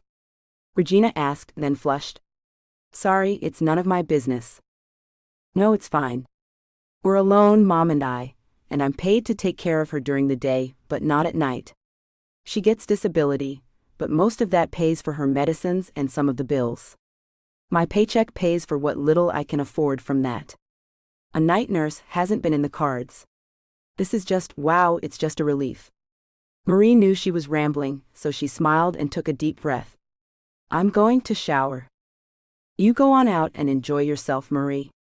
It sounds like you deserve a long night out. Regina gave Marie a reassuring smile and nodded with respect. I'll be here if you get worried, just give us a call. I will. Thank you so much. Marie, almost censored. The woman she was so happy, but held herself back. She showered quickly, changed into another old but still wearable dress, this one in black, something she'd sewn herself, and was almost out the door when her mother called her name. Marie? Marie. Who's paying for this woman to stay here with me? Marie cringed at the hateful sound of her mother's voice. She walked back to the bedroom and looked in at her mother. I applied for a grant for you, Mom, and it was approved. Didn't I tell you? It must have slipped my mind. Marie kept her face bland, and when she glanced at Regina, she saw the woman nod subtly. She got it, thank goodness. Her mother didn't need to know where the money came from. Well, don't you be out whoring around. I'm not raising no babies. Ruby all but stared a hole into Marie, but Marie stood tall and did her best not to give anything away. She was about to walk out and do everything her mother had told her not to do. She was going to meet a man that was, supposedly, in the Mafia. She was going to have Censored. with him if he wanted to, and by heck she was going to sleep beside him if he let her. She wanted to sleep peacefully, without interruption, wrapped in the safety of his arms. That was all she wanted right now, even more than the Censored. She just wanted a night without waking up to her mother screeching at her. "Thank you, Regina. I won't be far. But don't wait up." The nurse had come to stand beside Marie, and so Marie whispered to her. "Enjoy your evening, Marie. However you choose to do it." "I'm not here to judge at all," Regina whispered back and gave Marie a wink with twinkling green eyes. Marie smothered a giggle and made to leave the house. She picked up her handbag, slid her phone into it, and got the car keys from the hook. It was time to live. Matteo had paid a small fortune for her mother's new nurse, and though she knew she should refuse it and tell him to get his money back, she couldn't do it. He'd done this for her. And maybe himself a little too, she thought, as she drove to his house. She'd sent a text that she was on her way, but he hadn't answered it yet. Maybe he was preparing for her, having a shower and all that stuff men did to prepare for a date? Though she wasn't exactly sure what that was. She slowed when she saw a small deer bounce across the road, and let it pass before she carried on. He wanted to see her, to spend time with her, and the only way to do that was to make sure someone could stay with Ruby at night. He'd done them both a favor then. Which was another reason she would agree to this. Even though it was a done deal, she still could have refused, but she didn't. As his house came into view, her heart began to thud in her. Censored. And her palms went moist on the steering wheel. She was about to get everything she wanted. Almost. She'd have to go home early, but tonight? Tonight was hers. If all she had with him was the darkness, then so be it. She'd take it, she thought as she parked and got out of the car. As long as she got to be with him. Chapter 13. When she arrived at Matteo's house, Marie took a deep breath, and then knocked on the door. Matteo himself answered this time, and Marie was glad for that. The other guy, the butler or whatever he was, made her nervous with his baleful stare. His gaze said she wasn't good enough, but it wasn't really any of his business, was it? She was in a really good mood for the first time in a really long time, and she showed it when she leaned up to him and placed a Censored. on his cheek. He wasn't usually the one that took the Censored. His warm brown eyes radiated pleasure as he took her hand to guide her into the house. "I thought we'd do something normal people do and watch movies." He held his hand up when she started to speak and laughed. "I know it sounds boring, but how else will we get to know each other better? You can judge a lot about a person from the movies they like. That's just it though. I haven't had time to watch movies in years, unless they're on television as I fall asleep. I don't know what I like." She felt awkward now and wanted to change the subject. "And thank you. I know this is for you too, but I really can't thank you enough for hiring that nurse. It's the most generous thing anyone has ever done for me. Oh, and about Regina? She's wonderful from what I can see." "It was my pleasure, Marie. And yes, it was for me too, so not completely altruistic of me, was it?" His rueful smile only worked to make her heart melt a little more. "I suppose not." They walked into a living room, with a black velvet couch that wrapped around a corner of the room to take up 2 walls. There was a small table at one end, and a large coffee table of dark cherry wood in the middle. An array of remote controls rested on the table, and Matteo picked one up. A large flat television came on and Marie blinked. She hadn't even seen the appliance until it lit up. It was high on the wall, with a video of a lit fireplace going. She'd glanced over it, but now realized it was too high on the wall to be a real fireplace. She blushed when she saw what a stupid mistake she'd made, but Matteo was facing the television thankfully. "All right, I've got this set up to show you all the movies we can watch. You choose by category like this, then you can flip through the movies that are listed." He showed her which buttons to use, and she took the remote. I'm going to get some drinks and such, I'll be right back. Marie was almost overwhelmed by the number of movies she now had access to. She wished she'd worn something else now. Maybe sweatpants and a t-shirt would have been more appropriate for this kind of date. She kicked her shoes off, tucked her legs up under her bottom, and scrolled over to a movie that looked interesting from the picture. What have you chosen, my dear, or are you still looking? Matteo called out to her, as he pushed a shiny metal trolley into the room. The scent of buttered popcorn, hot dogs, and quite a few other things filled the air. What's all this? She asked with a delighted laugh. It's what you can usually get at a theater. I hate theaters personally, but love the food you can get at them. I don't indulge in junk food often, but when I do, I want the good stuff. He gave a dramatic wave at the shelves on the trolley, and she laughed again. Chips, dip, nachos with nacho cheese, hot dogs with every kind of topping imaginable, candy, cakes, brownies, and quite a few other things waiting to be decadently consumed. Her eyes locked on the melted nacho cheese and the nachos, and she looked up at him. I'd like those first, please. I had a feeling you might. He stacked warm nachos into a bowl and handed her a cup of the melted cheese. And to drink? She saw beer, white wine, and juice. I'll have the white wine, please. Good choice. The glass became frosted as he poured a little of the wine into it, and she took it. The wine was crisp and fruity, a nice taste to go with her snack. I like that. She saw he put the bottle back into a bucket of ice, and was glad it would stay cold. She did like that taste. What she liked even more was the feeling it gave her. Right, so I've chosen this movie. A thriller. Good choice. He nodded, filled a bowl with popcorn, grabbed a cup of nacho cheese, and sat down with her. He also had a hot dog with chili and coleslaw on it. She decided she might have one of those next, it smelled so good. She put the movie on, and the lights dimmed down. She looked over to see he had another remote control. Thrillers are best in the dark. I think so too, she smirked at him and leaned over to nudge him. Thank you. He turned his face. Censored. Her forehead tenderly and winked at her. Don't mention it. The movie was over an hour long, and they managed to get through quite a few of the treats on the trolley before it was over. She excused herself after the first movie and went to the bathroom. It was nice to be with him, she thought when she finished and washed her hands. She checked her face and hair and realized it didn't matter. They were watching movies in the dark. When she made it back in, she saw he had an old British comedy movie on the screen, ready to go. She hadn't heard of The Men That Made It, but he said it was funny, so she gave it a chance. This time, she leaned into him where he rested against the arm of the couch. Her back was pressed into the couch, and her head rested against his right shoulder. His arm went around her easily, as it was something he did often. She was aware of nothing but his body for the first 10 minutes, of the flat plane of his stomach where her hand rested over his white t-shirt. His jean-covered thigh pressed into hers, and his face was just there, above hers.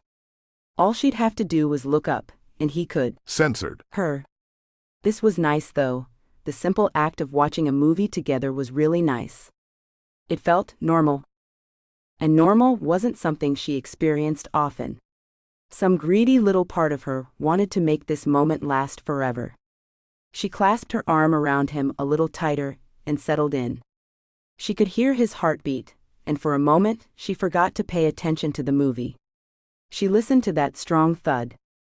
The sound filled her head, strong and steady, over and over. It was a healthy sound that told her he was alive and happy she was here.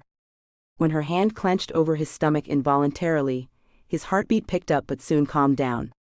He was just as aware of her as she was of him, that sound told her. Her eyes had closed, but she wasn't aware of it, and she drifted off. She'd been tired when the new nurse showed up, but with a full belly and so much comfort around her against her, she just drifted. I'm going to take you up to my bed, Marie. Is that all right with you? He'd moved and picked her up before she could even make a sound. What? We're watching a movie, aren't we? She was confused but didn't protest. Instead, she wrapped her arms around his neck and let her head settle against his shoulder. It's over, sweetheart. You're tired and need some rest. Matteo moved up the stairs without even breaking a sweat, despite her weight in his arms. He moved down a long hallway, all the way to the end where an open door waited. He carried her to the bed, then turned a bedside lamp on. I bought you a nightgown and some pajamas. I wasn't sure which you'd prefer. Or if you'd want to stay the night, but just in case. He let his words trail off, and she knew he'd said a lot more than he'd spoken. She could still leave if she wanted to, his words told her, or she could stay. Anything that happened was purely up to her. I'll take the nightgown, please. She might have been dead to the world 5 minutes ago, but she was fully awake now. She was in his bedroom, his private domain. It was a small room, but still larger than her own bedroom. There was a large oak dresser towards one side of the room, a closet with 2 doors, a floor mirror, and the 4-poster bed that she now sat on. It was covered with an emerald green fleece blanket that was the softest thing she'd ever felt, and dark green sheets. 2 pillows on each side made a fluffy backrest as he brought the nightgown to her. She'd thought maybe he would buy her a sexy nightgown, something exotic but more than likely uncomfortable. Instead, he bought a cotton gown with an empire waist. It was soft, comfortable, yet somehow sensual, even though it was virginal white. She liked it and thanked him for it. There's a screen just there that you can change behind if you want. He pointed into a dark corner, and she saw the screen there. She took the gown, thanked him again, and went to change behind the black silk screen. She took off everything she had on, and put on the nightgown. The straps were adjustable, so she fiddled with them, until they supported her. Censored. Perfectly. She had no idea what she looked like, but she didn't care. She was nervous. She'd never slept in a man's bed before, or with a man or anything else with a man. This was all new to her, and she didn't know the rules, but Matteo didn't seem to notice or mind her lack of knowledge. With one last deep breath, she left the screen and found Matteo in the bed. He had on a pair of black pajama bottoms and a black tank top. The impression was sensual, far more than she thought men could be. He looked at her with a faint smile on his face, and her heart skipped a beat. She was really about to do this. With a faint smile of her own, she got into the bed and pulled the covers over her body. "Everything all right?" he asked and turned to face her. "Fine, thank you. I've just never done this." She looked down at her hands nervously. "It's all new to me." "Don't worry, Marie. You're safe with me." He took her hands and held them in his. "I'm not going to do anything you don't want me to do. Now slide down next to me. I want to look at you. I've spent far too many nights dreaming about this." This scene has been censored to provide a safe and enjoyable reading experience for everyone. Chapter 14. When she couldn't take any more, when the sensation became too much, she pushed at his head. Matteo swiftly moved his head away, but he didn't leave the position he was in. She floated in some peaceful place, where nothing existed but him and her. She could feel his hot skin against hers, could feel the slight sheen of sweat on her skin. She heard the sound of his harsh breathing, and knew he was just as excited as she was. Their breaths slowed together, and when she could open her eyes again, she looked down. "It's not over, is it?" She knew the question revealed the truth to him, when she saw his left eyebrow arch a little. She was a virgin, but she'd never said as much to him. Not until now, when her stupid question gave it away. He looked pleased though, so she didn't look away. "It is for tonight, Marie. There's no need to rush anything." He moved her legs off of his shoulders, and came up to rest on the pillow beside hers. "You're different, do you understand? You're sweet and kind and so in need of love. You deserve to enjoy every moment that we have together, Marie, and I'm going to make sure of that." She felt torn now. That one phrase, "so in need of love," had stung a little, but the rest? The rest was more than she knew she could hope for. She saw relationships come and go in this town, sometimes in a matter of days. People didn't seem to want anything more than a moment of pleasure now, before they went back to their cell phone or laptop. She needed to be loved, she knew that, and he'd said she deserved it. In the end, glee won out, and she smiled at him, happier than she'd ever been in her life. Even the moment, when she opened the letter that said she'd been accepted to LSU, hadn't been this good. "Thank you, Matteo. She put her hand against his cheek and wished her nails were manicured, but then she saw his eyes and forgot to care. They were kind eyes, eyes of a man that would give her the world if he could. Did he love her? It didn't really matter to her right now. Love was something she didn't know how to define anyway, not with her upbringing. She knew it was supposed to be something about undying devotion, and lots of censored, and having babies, but what were the real emotions involved? She had no idea, and the maelstrom of emotions inside of her right now didn't help. Get some rest, Marie, and just relax, baby. That's all you have to do. He tucked her under his arm, with her head against his. Censored. She listened to the sound of his heart, the whisper of every breath he took, and before she knew it, she was asleep. Her dreams were filled with him, with the things she wanted to explore with him. They were fantasies of possibilities, and her mind drew solely on instinct to flesh the scenes out. It didn't really matter what they did, the focus was purely on pleasure, hours and hours of it. The things they could do, the moments they could have, the places they could do those things in. When she opened her eyes, the sun was just coming up. Her body was sore and a few places throbbed, but she didn't mind.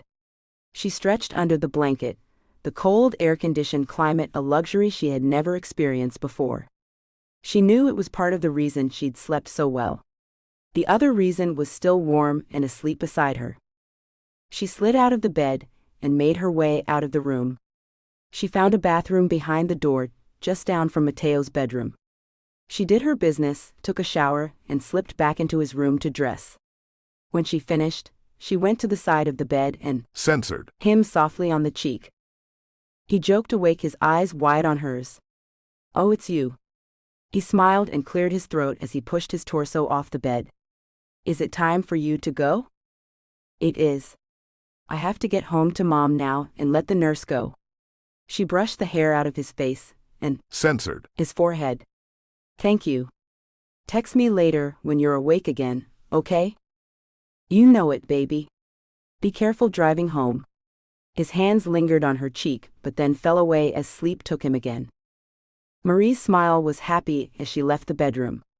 It was still in place when she retrieved her shoes from the living room. And when she got in the car. It was only as she started the car up and drove away that the smile began to dim on her face. When her house came into view, the smile disappeared completely. She hated the way she dreaded walking into the house, but she had to. She pulled in, stopped the car, and got out. The nurse met her at the door, and Marie's smile returned at last. "Sleep well?" the woman asked with a cheerful gleam in her eye. "I did actually," Marie answered, and wondered why. She felt some kind of kinship with this woman. Maybe it was something that came with caretakers of the elderly and disabled. You bonded more quickly, maybe? Or maybe it was just that the woman knew what life was like outside of work and was happy that Marie had finally got to experience it too. It didn't really matter, either way, she knew the woman was pleased for her. How was she, Regina? She was fine, really. She watched TV until around midnight, then she went to sleep. She's still asleep now. Regina was tall, a little on the chubby side, but it suited her frame.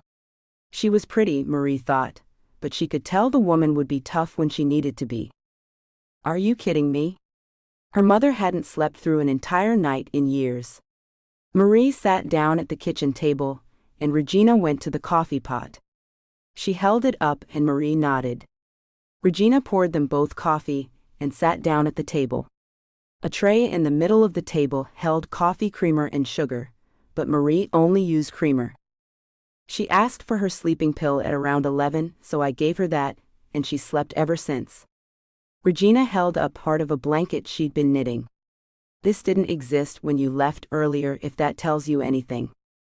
Wow. Usually, she manages to fight off the sleeping pills, and that just makes her crankier. I can't believe she slept like that. Marie felt a pang of resentment towards her mother. Did her mother fight off sleep just to mess with Marie, and now that there was a nurse, she settled down? It happens like that sometimes. Patients react differently to different people. It's not really a reflection on you, mind, it's just the way it happens. I've read your notes about your days with her, and how you've managed to cope I'll never know. Especially when she's abusive towards you. As an employee of the program that paid her to care for her mother 8 hours a day, Marie had to fill out paperwork, make reports and note anything that happened during the hours of her shift. She had to send in copies of it all at the end of the month, but she'd kept the originals at the house. She'd never expected anyone to read them, mainly because nobody ever replied to her about the reports or the notes. Knowing Regina had embarrassed her a little, and she looked away. "It's not so bad," Marie muttered, too ashamed to look back at the woman. "It is, but there's nothing you can do about it, and you can't retaliate. It can be hard to deal with, but you seem to cope." Regina's voice was filled with sympathetic understanding. Marie risked